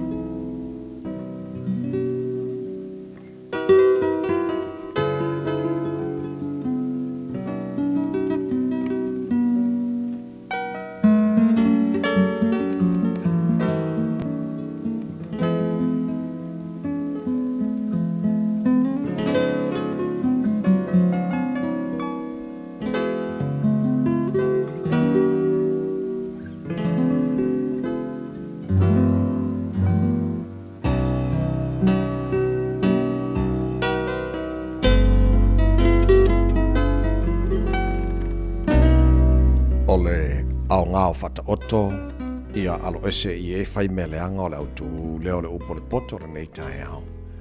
Faita wina, mai le tusi o fata oto, lona mata opu mua mua. O fata oto Solomona le tali o ta vita le tupu o Israelu. Ina ia ilo ai le poto ma ia o oina. Ia langona ai upu e ata mai ai. Ia mau ai le o oina i le poto, ma le amea tonu, ma le whamasinonga, ma le amea sao. Ia watu ai le whautauta i e whaingofi, o le poto ma le mawhau whau le tau le lea. E whaalongo ma le tangata poto, e tupu ai pēr lona poto, o le ua mawhau whau fo ia maua e ia le poto e pule ai. E la ngona ai le whaata oto ma lona whamatalanga, o upu a ebu poto, ma la tau upu lilo. O le matau le i o le matanga le o le poto, ai ino tangata vade lea le poto, ma le awa oina. Lo watali i, whaalongo mai e le awa o atu o lo tama. Awa fo i tu la fo ina le upu a lo tina. Awa e whaia mea ma pale matango fie lo ulu. Ma mea soa i lo ua. Lo watali i, a whaia wha o le ole i ante o e tangata ngasala. Awa ne i e ususta i ai. A whai latu te whai mai tātou wou. Tātou te lama lama le toto. Ia tātou tali ala ina leo o whai fua lana mi o le lei. Tātou te wholo o la ina i lātou e pei o le tunga mau. Ia ato toa lava e pei o e o i fo le lua. Tātou te mawai o loa tāua umalava. Tātou te whaatu tumo tātou whale le vete. Tātou te whai whaatasi le tātou vili. Ia tasi se tanga tupe ia te tātou uma. Lo watali i. A watou te o i le ala whaatasi mai lātou. Tā ofia o vaene i uiro lātou wala. A wawa tau wheturi o lātou vae ile leanga. Ma whata alise sa saa i le toto. A wae vae fuole upenga. A wai loa le manu lele. A i lātou wala malama i lātou i o lātou lava toto. Wa lātou tali ala ina i lātou ia i lātou lava i oti. E whapena hala o i lātou uma o e matapea pea ili oloa. E ave ese nai de ola. O e ua iai. Olo alanga al poto i fafo. Wa leo tele malai. Wa wala au o i ele me sili o na ta lili ai o tangata. O whaito toa o le a ai wa whai atua na upu ile a ai. O tau e whai ngofi e. Tau te loto i le amio le anga. Le amio whai ngofi e se i awhea. Ma e tau e mu lātou te fia i le tau e munga se i awhea. Ma e vare lea lātou te ino i le poto se i awhea. Le liu maia i la awa inga whaauta o te le lingi atu lo wanganga i ate auto. O te whai lo atu au upu i ate auto. Na o walau, ai le mafa whai auto. Na o whaalo lolo lima, ai le ai sena whaalonga mai. Na o te ena lau pule umalawa, ma o tau le mafa whai la awa inga. O le melea o te ataia o i lo o tau malaia, o te tau emu pe ao o mai lo o tau fefe. Pe ao o mai lo o tau fefe pe i se asio sio. Pe ao o mai atu o tau le puapua ngā male atu tu vale. Ona la tu vala au mai lea i atau, au, o te le tali atu wai. La tu te sa ili mai i atau, ai la tu te le maua. Na la tu ino i le poto, wa la tu le mana foi i le matau i le lei. Na la tu le mawhawhai i la pule, wa la tu ino i la awa inga o malava. O le mea lava lea la tu te aie le fua o la tu amio, e maa o ona fo i la tu, i a la tu tō fiti. A wā o le liu ese o e whaingo fie, e whasio ti ai la tu, o le nofo whaatala noa o e vare lea e whano ai i la tu. A o le whaalongo mai ante au, e nofo o ia male file mu, e file mu o ia, e le fefe, e se meleanga. Ua awina atu le upu o le poto i le nei aso o no le langolango mai a linga Fusi and Sons Funeral Services. Ua mawhai o na tu whātasia o au nanga tāla whea ngai i ni tautau ngō fia tele. E fsosoni atu ai, a o whea ngai oe ma le popole ma le wheme mea. E mori whātasia atu ai ma wha mai senga, ma wha mawhana whananga mai a linga Fusi and Sons Mo ainga uma o Samoa ua fea le maliu ma le oti. Malau mai loa ia lingalinga Philip Fusi lingalinga. To ia whaapo lingalinga, to ngia si ulavea, pesu mai i le luas fulvalu Canning Crescent i Mangele.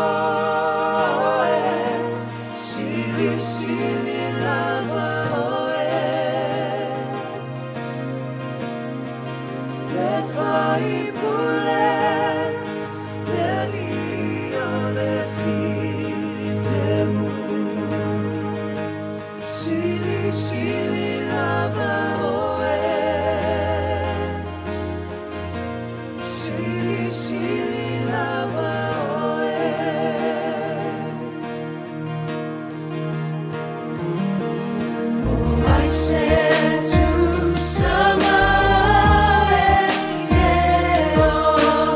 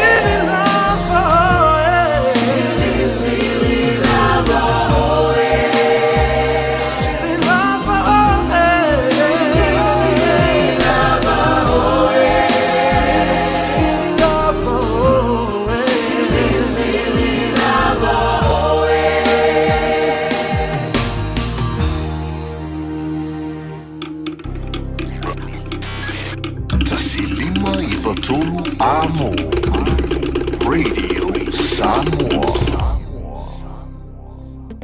Talo falava, o nei le nei mai le imisau training. A fai e te fia o au i to mai fai kofe, fei loa i matanga te fau, ma fau sia lolo to tele e a matai singa luinga fau i se fale kofe, bo se fale ainga, les tala nei loa i la mātou Food and Beverage Skills course, le e a mata i le masina o me. E se fulu lima vai aso le umi, ma a fai e te anga waa e le ai se tutongi. Mātou te mālama lama e whainga tali toi fo i a o a onga, a o emisau o se a onga e peilawa o se a inga, ma o lo o iai whaia a onga e lango ina o i taimi uma. Wala au mai nei loa, i le o walu se lau, lua wha, wha tolu walu. O lo lumanai e a mata i nei. Au ki lani i saute, o sa ili se sa mo oe malo ai. O le Enterprise Model Group manukau o lau fale ta vale fa moe moina. O tele ta vale matango fie filfili mai ai, tele le soani o lau fai ngā luenga mo oe, mo se ta vale tala fia ngai, su mai i le 5 Grey South Road i nei manukau. Asias fo i le upenga ta whailangi enterprisecast.co.nz, pe wala au mai i le oval se lau, 5 lua tolu wha. Enterprise Model Group manukau, sa ili, filifili, ma ave loa lau ta vale.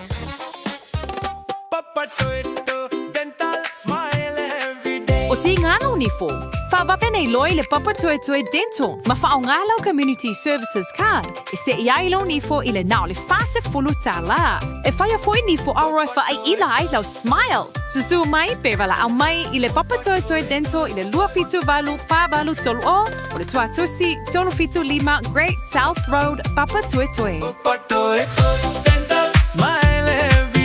Dr. Boyd Rhoda Samos for lima e wa tolu a mo malo fa taila jenu la mai mo malo fa fonga e le nei fo i taimi o le tai au manatu ua mai ona fa se malu o le tai au mo tanto uma sa pisia e le nei fo i tai au fo ia walta pena ina fo i o nei fa nau i le onga e le nei vai o le tai au e fia ua fa te mai se tasio a faltu fo o le atenu e tal no tele lopeto fia ni so fa fonga mai le tara proclam nei tai au o a fia e le tūlanga i ai ia ngase por soi fu o le mawhau mental health.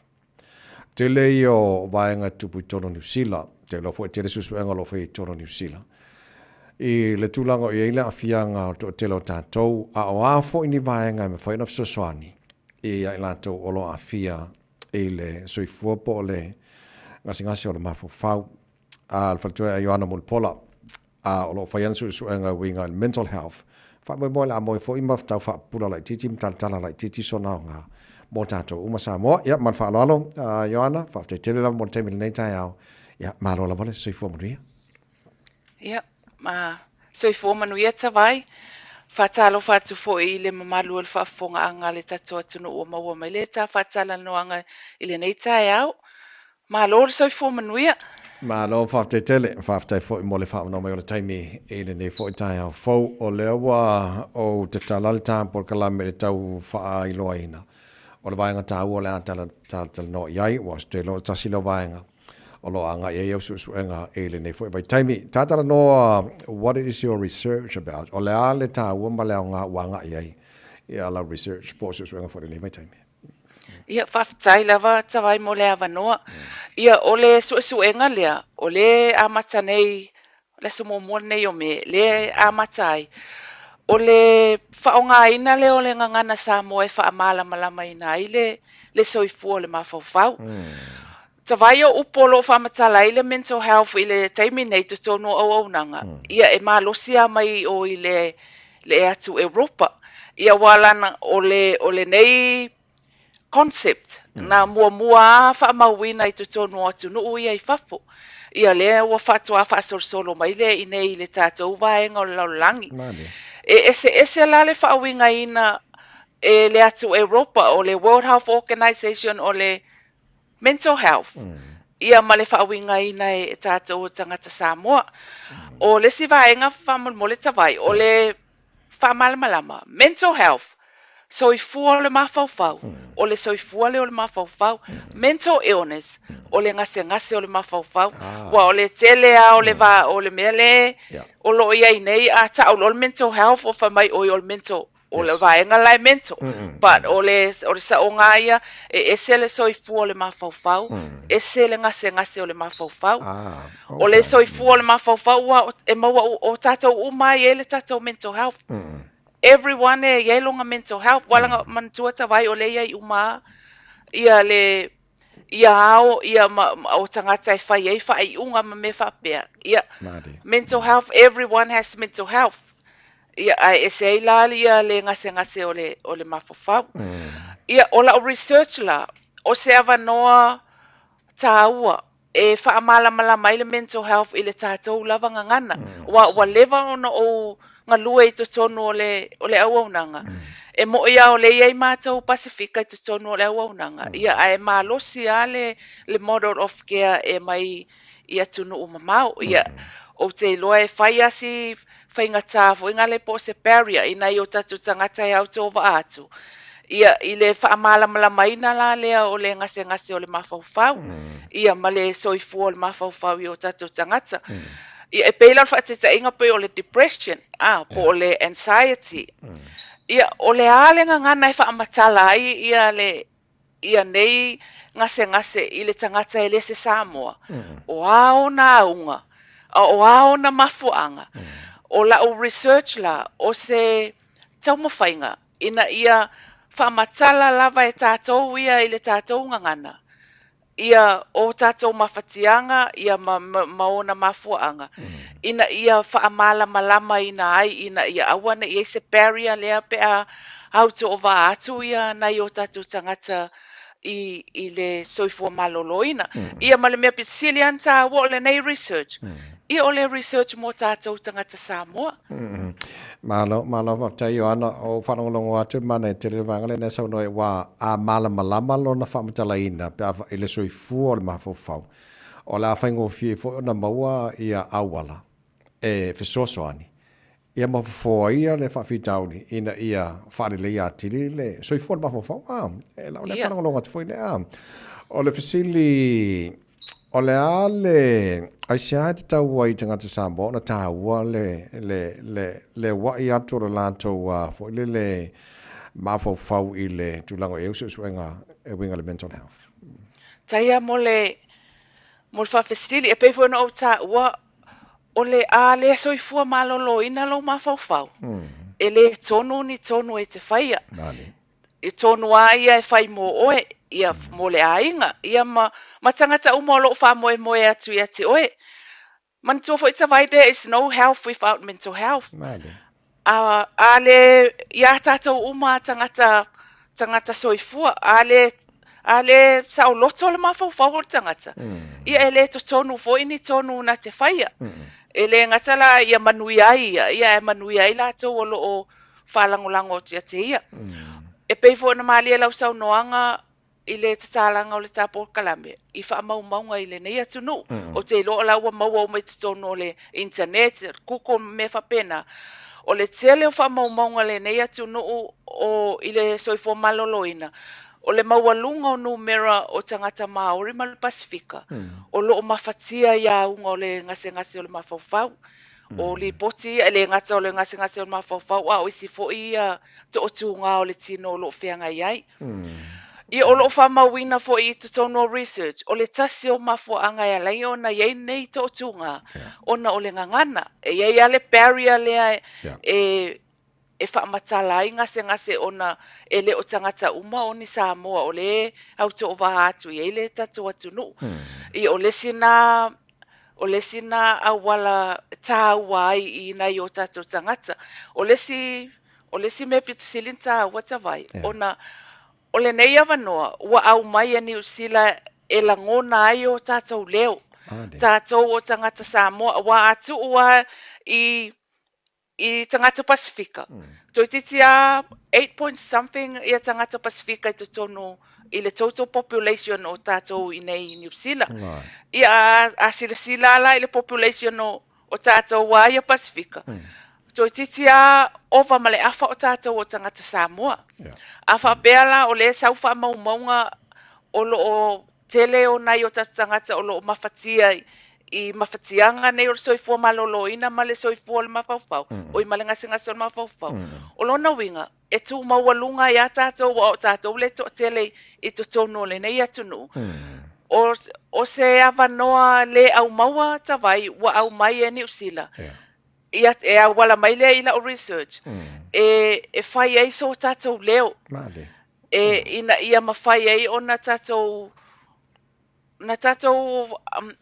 iai to tonu o le taupulenga ia tātou leo. Mantua foi I nei vai tau tātou ia tau talanu mela. Evidence, ma stats. O le iaila o tātou leo I to tonu o le nei research. E mawhai ei ona iai se tātou avanoa e tau te talanoa ai I mo meo policy. Ia masui ai foi ia au nanga ma me whapea. Ia e mai se lava. Ina ia au nanga ia suit le lei matatou I to tonu o le mental health. I o le sila lea o ngā o le nei su enga mo nai o tātou tangata. Maro whaftaia a o esau noa o le musu mai lo mavo fau o le lei o me whai tono tātou a inga e ka le sia whalapo putonga mso se me tātou te iai. E fua I le malo lo ina le lei o le mafau fau. Ai a fa le tonu lo soifua o le soifua malo lo ina o le mafau fau. Ia o le tonu fo I filinga ma fai unga fai a. Ia. E moni le lei ia mantua fo e o tawai I tātou o le mea lea o te advocating ai to tonu o le matanga luenga o lo unga lue ai. O lo o ia tātou lava ia tools. O lo o ia tātou lava I le tātou tū maleanga nu. A tātou a awala e whaafile mu ai le mawhauwhau ma soifua manuia. Ia o le si foi tū. Ia o le o awala fo ia e a mataina le to file mu le finangalo le stangata e mantua fo tawai e ia tātou values. O le tausia le o le vafe alo ai. Ia o le alofa, o le whaaloalo. Me umai a tausi whaalele ia awale whatinga ina e lesi le mawhauwhau o le stangata. Ia so longa le ia mea uma. Ia e peila o whateta ingo tātou tūrs a whape o iese to tūngai I a inga ia mpo mawhtanga ia o le tatalanoa to e whaalele I tatalanoa. Ia matoa so lau pule ia e le iala ia o se me mawhatia I le tangata. Ma mo o mia I le alu I le awaunanga. Ia mantua fo e tawai o le mental illness. E tele o na mafuanga. Ia mafuanga fo inga le it's biological. E iai lava peila e folwhataita inga o le dementia. Walanga o se mea o lai e tonu lava o le tino o tangata it's a sickness e pe fa pena pe o la o se mele o na fa na uma mal tangata po se o le fa so longa o le soifua o le tangata le la ia development disorder, learning disabilities, ADHD, autism. Tu sala o le singa vaenga le si part o le mental health usa ale maua se support bo nai tangata ia. And later on, o lai mafatia mafafau can lead into mental illness. Ai afape le ale support. Yeah, they can function really well pe o ma uma tato uma. Ia o lesi vaenga. E ai si tangata e ala ona develop mental illness ona wa ye se to tunga le loto ma le langona. Ai fai umi. Afape ele ele to tunga em faianto e fo ai se mi bave ia e mafaiana fo ia ai afape fa umi ia ol melanga e ele langona na ole ai se ole le moe ia mafaiela i o istu langa foina le ole ava malosi ma me fapea ina ia tau mafaile tangata e cope me le mela mafatia ai a malama le i le winga o i le mafuanga iai ma le futong fitinga ma le fofo se taimi vave. Ia e vave ana na toi fo ia le whawhitaul. Ma lo whawhitaitele o ani vaenga tāua fo le O le a o ngā mō tātou tangata Samoa. E ala i au su angolo whai nei a. Iona. Tai lava tawai, ia o le benefiti o le nei suenga. O le avanoa le e whaamala malama ai le soifua le mawhauwhau i le tātou lava ngangana. O le peona e sau noa a whaalau tele le malama i le ngase o le mawhauwhau. Ia o le a tele i fo i le o le silafia e si o tātou atu nuu. O le a le mafuanga o aunga ina ia vave ai ona sa ili se fsosoani. Wa o le fo e whaamauina i tono o le whaamaumaunga nea tunu. O le tātou e lack of access i services. Right. E tuai ana tātou o e sa ili se fsosoani.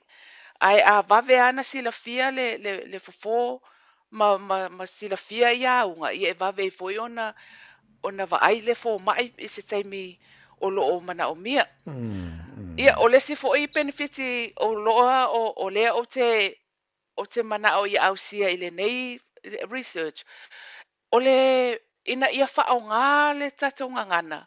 Le tātou tū maleanga nu i to tonu au nanga le mental health i New Zealand. Ina ia awane ia se barrier lea ina i o tātou tangata. Ina ia tō au tō waa mai i le matanga luenga. Au lai ua iai ia tools e support ai au whainga luenga. Ina ia malama, ina ia whaamatala atu le ngase. A lai ua malama mai le vaenga la o ia sa o le mea la le mawhati ai, ia o le support lea. Ia a mai tonu lava le fuala au mai le tong fitinga, a mai ma support. Ia mai o lawa fo i le tangata a lawa o lawa au mai ato atoa le mea manui ai. Ia e le whapea man tō fo e tawai a mawhatia lo ulangona. Ia, na mai lo fuala au. Ia, umana inu fuala au ala e mawhatia lo ulangona. Ai a whapea o lai au mai mangisi tūr se malama e tātou whaaleanga nu. Mama mea o lai talia le lei e tātou tangata ma malama e. Ia na solonga le lei a lea. Ma tango fia, malo whaftai o ana mana ia wa e sa o le sau nanga fore a alu i lea a o le whawhitauri. Ona maua leile o le kiua. Ia po o le fofo e fsosoani. Ia ngale koe kupuale a wha mo le whala au. Ia pau pela na e sau no. A umana malo si le whala au. Ia a koe foi ane la sa ia. Ma lo whaftai tele mo nei tai au. So o le ale sila sangale la so oi lau suenga lo whainei. Ia o tusala o le o nei mea research e ona step tusala o le ta whaatala noanga le nei tai au o le whaalawiloa atu le i si o tatou atu no. O le research le o le ua happen i tutono o le tatou community i nei au kilani ma New Zealand. Ia o le lai whaatali le ethics application e once e approve ai le application lea. Ia whautua au mai e leo le whaatangana e le university e mawhai e lo ona sue ia ni tangata e fia awai le nei suenga. Ia o ste avanoa foinai o te toe tala noa ai si o tatou atu no. Ia po ai o loo inkalesi e fia awai le nei suenga ona o se avanoa ia au lava ia o se avanoa e pitosili ona foina ona tāua ona o le avanoa ua au mai whapitoa ina ia iaise leo tātou tangata i to tonu o le au nanga le mental health.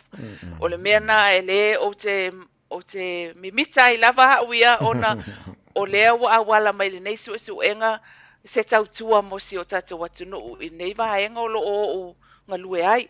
Ia wha i le alofo le li i mo se taimila tamai o le a maua le approval o le ethics application. Ia ona toi iei leo se si whaatala noanga mo si o tātou atu nuu mo le anga i lumana. Malo, Ioana, whaftai tele lava mo le taimile nei tai au. Talo le lofo le tua wa fo isus wenga lo fanga so lo fo lea ai manaia o le ato mo fu sistemi tatu tatu no fa lau tili ai ia pe a manuia ia ni si fo io vai ngolo fa tali ai e si fanga tau te fisa no fa monta no o le paule le upumul muli fa ftai tele tavai mo lo wa vanoa ia o le fautuanga mai na io snai isi o tatu watu no a fa pe o mo o mia le fisosoani. Au ole no fuai. O le ngase o le mafaufau. E te silafia wa ye swinga. A whapea wa e silafia o wa sui winga o se tangata mea sa le masani ai. O le taimi lava le na e mawhai e ona e sa ili se fisosoani. Au ole no fuai. Ai sa ili fisosoani wa ailau chipi. Ia ma ye fo ia au nanga al Pasifika o lo la atu ia oe ia ai manu ia tele lava ia ngaluenga le nei aso whaftai fo il whafonga anga si o tatu atunu. O te loa la ta tele whato whafo nero se mere le tele le tātou ngare lue whatasi. Ma aipo ai o mana o mia le fisosoani. Fisosoani lesi pona e sau no ora ia tātou wa upenga ma tools e whena whaonga. Ia ole alofa, ia ta talo fo i monesi lai mana o mia, ia o maenga tāua o mai. E sa ole leita vai, o lea lava o lo ia i tātou. O le tātou tū maleanga nu. O te loa o se na fausia mai lunga o values ia. Ina ia nofo file mu ai mamanuia tangata uma. Wala o le ia i tātou values ia a follow ia. Le va fe lo i man tu le va fe lo i o e male stangata. Ia maisi a loa ma fa alo ma tausi le va fe lo ia le fia le manu al fina ngalo le stangata. Ia ai manu foi. Le ai ka ko tu sa vali ai. Ia matala noa. Ia ole e mawhai e ana fo ia le whapitau wa le tau te lo le ia tawa ia ma fatia lo fina ngalo. Ia e afia ila o moe e te le e se moe ia a le le moe o le tonu ia au whai unga wa si tama i mea sau ia wo solo wita o mantuala ngau le wa le lava le moe e mawhai e ona maua uma le energy e mawhai e ona whai ia tiu te o lesi aso ma tonu le ainga e taua tele le lava o le moe a kere fo ai kala fongi ngi vale uluma le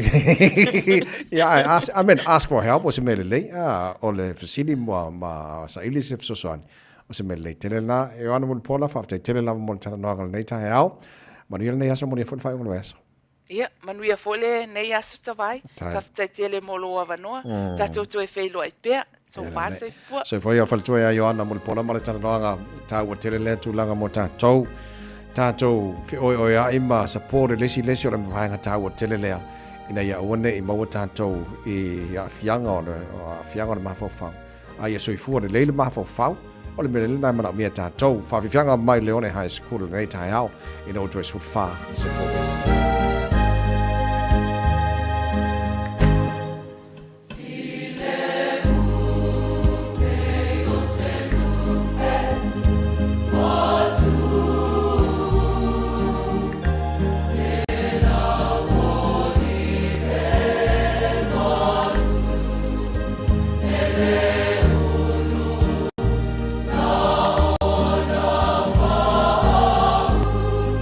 Oh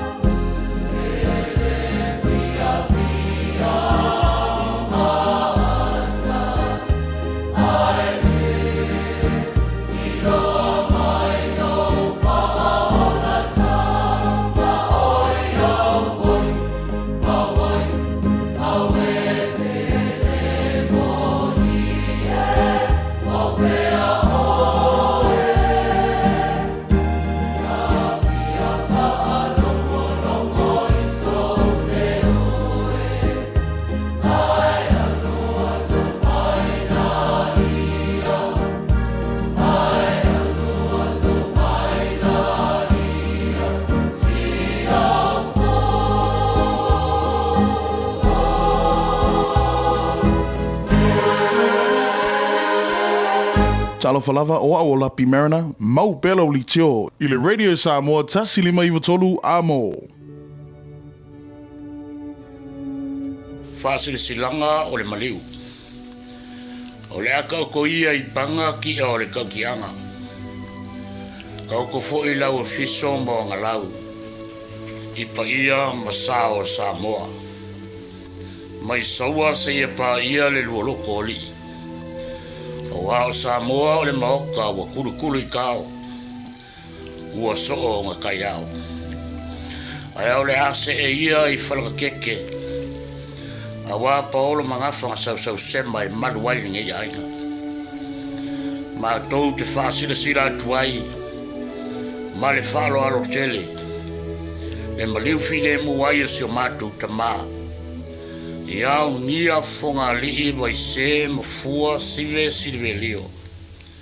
Ulu nia sangako malio tapsa tele. Wala ngiai le pea ma vai kanguku. O vai ala ma fonga vai usu. A wale fio kamar fale. Le alo le male koa ma kapau. Ma malu ilo lako ko fa. Pule lua whainga ma ringo fua pule.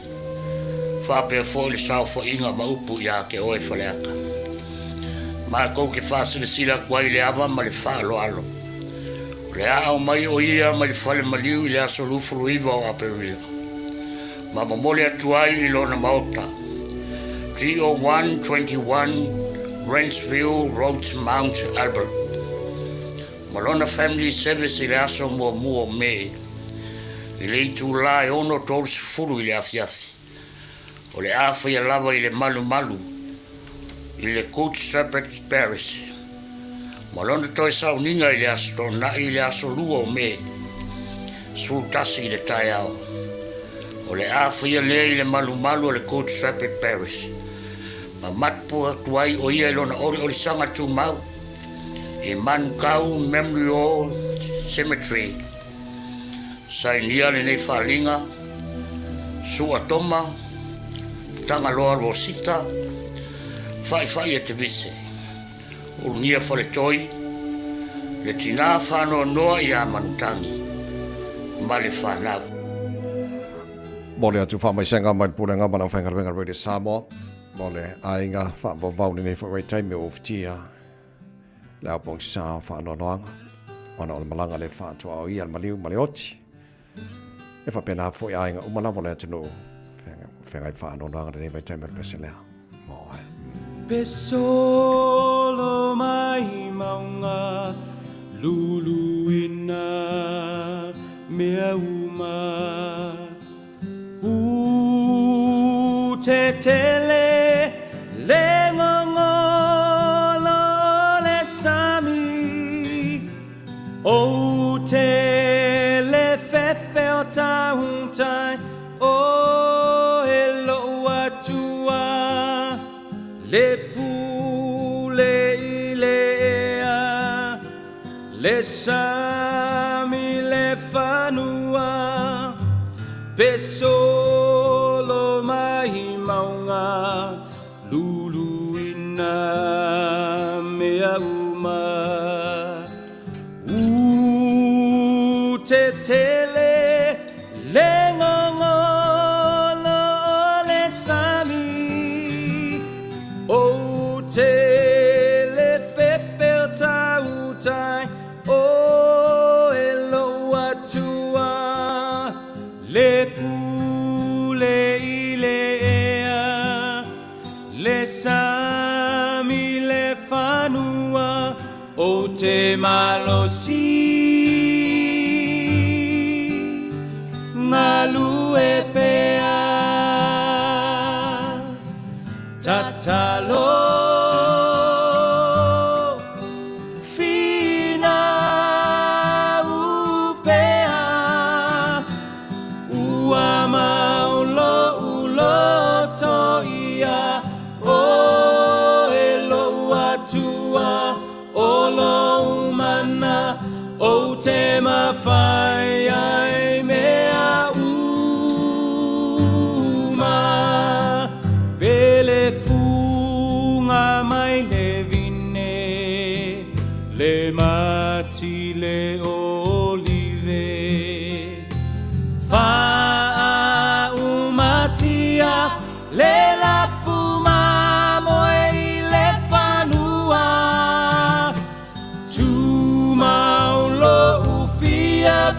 ia o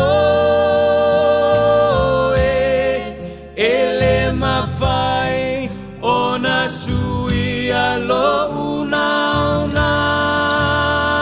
ia oe o te malosi ngalu e pea tatalo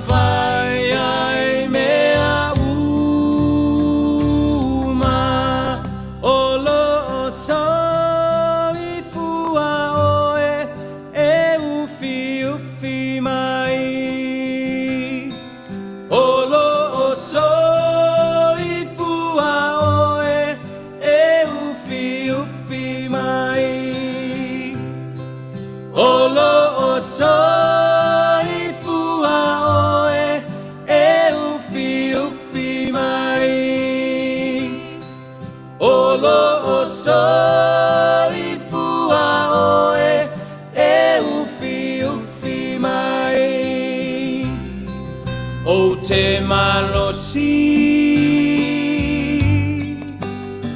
ngalu e pea tatalo fina upea ua maulo uloto ia o elo atua olo mana o te mawhai ai mea uma olo mana o te mawhai ai mea uma olo mana o te mawhai ai mea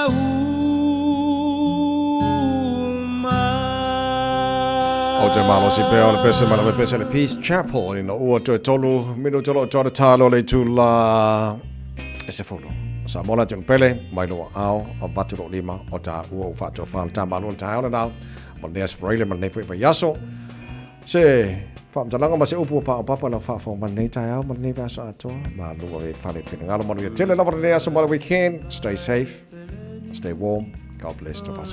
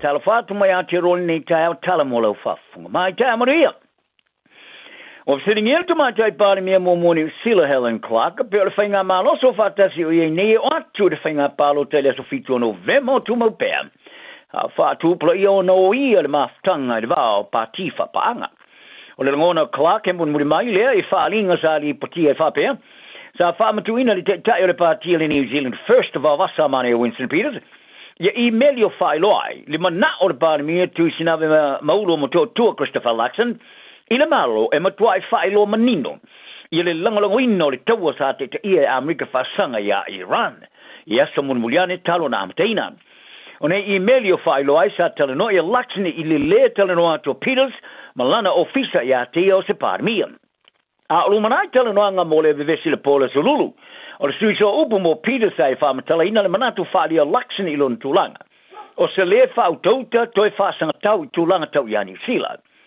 il mai ai o fone tanga sa fari ai suiso upo Luxon o le tulanga o tu ale par mia sa se ona fa wingaina ma Peters sa ia fa lolo na fa yo se me se il fa ma tu ino nei emailing tana no por kalame Ryan Bridge today sa fari ai Clark o le maftanga wo menino mai wo ia ilana tiro ia o lo mana te tal sia o atu fa nga palo tele fito November o so fa te spare Faria Clark o se me mama a tele ile vavio na langalongo ine Luxon ile taua mai leo fate ia te e malo sia yo Peters mai ta o ai o ai ele ai tele tonu in minsta mo mata o por vai fa foni sila lilo mai ava feel cough sa manatu mama ia va vasa mane Winston Peters ile party fa pa anga le national ilona fa matu uino netel en wanga telenoid por kala me midday report le Johnny Sila o kof sa avea ma min stai lalo te inga Helen Clark sa e falian e masa nia o se min star vai fafoi fodinga mai manatu ma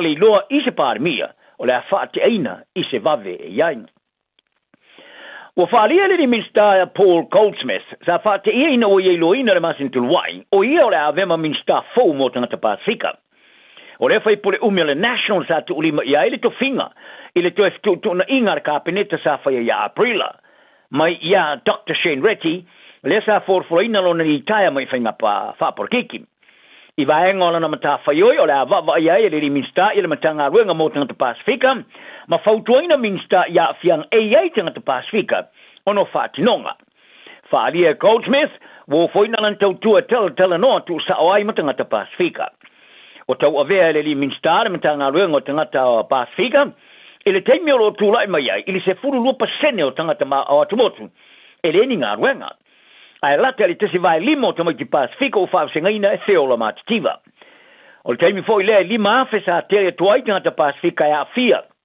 isori tu la fono ya o ke topo do afa mer fu lima ba fa tu satia o ke topo do afa mer fu tolu e ulava e tosu fit po sene o palasi ai ilalo ile tunu atoa o le tau sanga do afa mer fu lima Sava ai foi se matati o fa mamoina.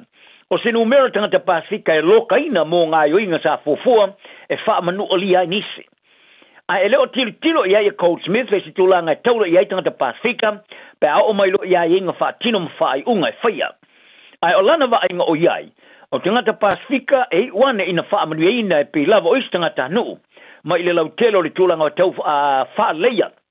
O te mau ainga fa inga malo fa pe mari tau tar soi fuanga faria Goldsmith o tanga Pasifika e fodinga mai a fie solinga tu la fono le melia o la benefiti mai tau finga to ale malo mo tu itia o le numero ila tu a fie solinga tu la fono wa ye tu e fa mana tu e foi ele o tilo le finga malo e solo ia na matanga ruenga mo se va mo vai temi o toyo no fo inga o ye name ai o tilo o se no fuanga o ngar tono to mai fa pitoa e tau na so soni le malo e nga fai mtanga Pasifika i se le leie o iai. O le ria papalangi Australia sa fa tu farvelave, pesi fa farvelave, sa i tanga valina le lima sumal taso tanga ta po ai le tapo inga musalemi, ai fa manu o iai le siria mar fast fulu i fa le tatalo e lua kle stete. O le ano foi lava fa pui pui mo le langa toa. Ina o te ena fa masnongo a pili nan tong fainga to e fuli, ona mo dianga mal na fa salanga. O suyo aingo i la tu sa whana soifua i leo sa whainga ua mause maa psanga. Ina o te ena le whaamasnonga i ala pilia Brenton Tarrant. Ina whalia, o se whai unga ua whaale o leo i la tu mai le toe asa ina. o mawhatianga o lea whaarwlawe se whaamsinonga tue whaia. I le vaso a toa le tawara manga o le ilo i longa o le whaamsinonga ia February. Sa tua ia i le tangata whaatu whaarwlawe. Sa whaamalasia o ia tau tino le monio mōrianga iwa spululua. I le mai ai o leo sa whainga luaf samariva, ona sa le isanga tonu no mawhau ono le ungo tu ungo no whasalanga. Sa mana o ilo na whasalanga tue whaata ati ese, ma tue whaia seisiona whaamsinonga. Wala pata ia tangata tomai whaapitoa mata, o loo iei tamai tini usila ua pōle wa ai, o no le leo se pāleni o me ai. E au fiei ma tamai tia ai na o pakeka whalaiwi vevela po hot chips, pepper chips to pepper, ma saungi ngise whaapaka ile Nutella. Whaalia le vaenga le blind low vision. Wala tuilo ina i tamai tia toiva o listerine e pōle vai, e mafua mai ile leo me ai ai. Whaalia fo mai whaapitoa i tonga whitinga o mata o tamaiti, e mana o mea ma tuona i loa. O tamaiti ai fili i mea ai patino whapea, e la matia i la awhia li tā waso le vai, se tūlanga e mawhai lava o na alfia. O le tamatai fo mai mata whaapitoa mo tamaiti, Dr. Julia Escaro Patton, wa ia whaalia. O lo ia wa aia tamaiti le aia ni fuala au aina tā mawhamata sumaria po fruits, mawhala au whaisua po vegetables, e a fiai mata i le lavo vitamini A i le tino, ma lima taita inai i le tā waso. Ma ia tā ua foi o sta mai tiri pita silo na leanga le tūlanga sao iai sa lusi le vai. E mafo mai i le aina o mea ai e peo pakeka whalai, pepper chips, ma saungi ngise whapaka i Nutella. Whaalia Escaro Patton, e le i mawhaia na tue whaale leia vai o le te mai titi, sila asanga leanga tele, sa le te tau ona tupu mai. Ma ia tā ua foi, o le vaenga telo te maitolo lato vaia e ai mea ai patino e le se pāleni iai, e o ane fo ina afia i le mai a afia whai ai malitino le autism. O lo whaia suenga le o leo pe whapefe e masimo ono na iwane, i le whangu susu sa sui ale pepe, i le whare mai i teniden. Sa suena e ofisa i le whangu susu matala no ai le au whainga ruenga al whare mai. E muni mai le ni poti a se temo le teusanga turuai. Whaalia le ilo leo of Savili Detective Constable Darren Healy. Sa inu le pepe sina vaenga lai titol whang susu. Wasui, ma musua e to inuina. Sa mafo e ona tofo e le tina le whang susu. O se vaenga ni suenga sa whaia e au fiai ma suenga wha scientifi. E su e le whang susu ma le pauto le susu. Whapea ma suenga i lau whainga ruenga al wharamai. Ma ilo ai o lea ona sa wha maoni ai ona masima. Whaalia Healy, e le se li pote a pose mori mau se ista mai titi sa inuina le a pauta o susu, ma i e tunu fafo. Whaalia le whaatono whaatinonga ar kulupu i saute le soi fō maro loina New Zealand, Craig Ashton. Sa whai loina le ofisa i le onga te lo atunga lunga. Sa la ngā, ma atua tu vale sao iai mātua. O le tangatso tu la whona muni sa i ailo na sao i se tasi o ngā iunga pitisilo na te le whauru whari na mau se uto le pauta whasai na le cocaine, i New Zealand nei, o tipoti ese. Nei, e pēra whaari ai le matanga ruanga o whemalanga inga. E toa whaai e tangata mai e tunui whafo sa sai sei le ruaf sulfitu, mo le tamu whai e whaau whale whaali lilo mai le cocaine e tusarona tau, ma le 2 miliona tala i tono ni sila. E tu sama le fast food ono kilo kalama o le whaala au whasaina o whaatulanga ina o le class A drug, sa nana ina le taelo le waala uta pusa loa, sa pekina le pōngi sa se kulupo ni tangata sa whaaforinga, o ni au whai whaiva i tauranga. O ila tau sa whasaleina le mai ai o lima masino so suenga whaatasia leo leo, ma leo official tute. O se uta piro tere lea sa maua i New Zealand neo se tu aingo whala au whasaina i lea teimi. Toa whai e la tau sa whasaleina whare pui le tau sanga rua whenus fulu, e au whiale to olua mai Australia, to tasi mai Serbia, Malaysia mai Croatia. O le whai ngore vaso, sa ti poti e se aile mai Croatia, ai o listo tolu sa tipoti ese tono le tolu te sanga o vaen. Ta longa o le manta ino le wala sa saini ai le suyo le tosa mo Jerome Lai era o le kapiriki le Papua New Guinea Chiefs. E fa ona matanga i se nga solonga tele o tamo kalapo le NRL ili si tu le vasa. Ya fia matama ilana kalapo taluine. O le kapitena le Penrith Panthers Isaiah Yeo o ia fa iloina. Ia le toa iwa o tamata alo i longa le Panthers o whata oto. E sa ilina ia maketi o tamata alo o avanoa. E amatama i leso mō Novema. O le Panthers a ta alo i luai le e whawhao na manu malo i tamarisanga. Po Champino le tamarisanga le NRL. ai le ili liu te alo le West Tigers ili tau sanga mo vai o le manato isa e muni mai le fa mauninga le te fono le commissioner le kapiliki Australia ARL Peter Valandis o le kalapo le Chiefs of Papua New Guinea o le ale se la tu tupe fa la fonga de tongia mo le la tu lo se furto sanga ili tamasanga o le fai unga loa ia awa le Chiefs mo le whenga inga tu sanga ili tasi te simale 2 miliona tala Australia ili tau sanga ia unoa ma se la fonga de tongia pe au fale ili tamasanga NRL ili rafa mare le furvalu sanga lulu ele la kapiliki mo wa fata tali eskala po morisi ma o le komingo e palasi o ruai o le soa kapteni le West Tigers e fa no awa yatu maisi o no sota alo mo le Panthers ma le awala sa fa tawinai o ia le Chiefs i le whenga inga le se la fonga di tongia o fata o toinai o se fati nonga ta o telele mo fiflinga o tamata alo o yeo Nathan Cleary, Brian To'o, Liam Martin, Moses Leota, Mitch Kenny, Paul Alamotti, Blazy Talangi, ma Isaiah Papali'i, o sa oroto nei mo whiutana inga, ma isi kalapu ila sumo mo November, mo re tamarasanga de rafa maril furvalu, ma tuatu. Ele o nofo fa valvale, ila la kapil, ni sila e peona whailo e le pulu la kapil, ni sila mai e ta oai. O lo tūlanga le leila vale la kapil o iei nei eu lava, ina iailu I tau o whea ngai mara ta longa. A wha peona lo lofi atu au ta poa I ta longa rau la kapil ika le New Zealand Warriors, o le talia rau longa langa o le la kapil ta longa le super la kapil e matua I le hanga lava. Ai o ilea, o le malai fo o le te kaha stadium makalai stete sa alungia uma pe paulu fale ia se tolu, o ta longa le fasalonga o le ta amasanga le super la kapil sa whai at whai unga raso. Sa longa ai o ofisa sili le tu mau o le la kapil ni sila Steve Lancaster por Karama le Morning Report, e fōringa mai e utia I la tau le wha ta amasanga o whaamtalanga se e winga le ta longa. Mai e ta wai, o lo iei lava lui tau o la to te iai fi flinga ma le ta fio fio tamata alo ai e teri tonu. I le o feto I le kapi, I le mea moni lava ia, o lo olele me uma. Whaaria Lancaster, I le mea moni o lo iai ma whailo ai o le kapi o le ta longa e saunga le mu, mo tama mo te maiti ma tu polanga. Tala nao ne aso, maua oile lo to whamangalo, fia lo waso. Tala whalawa o le siufonga le neo Samoa, le Radio Samoa.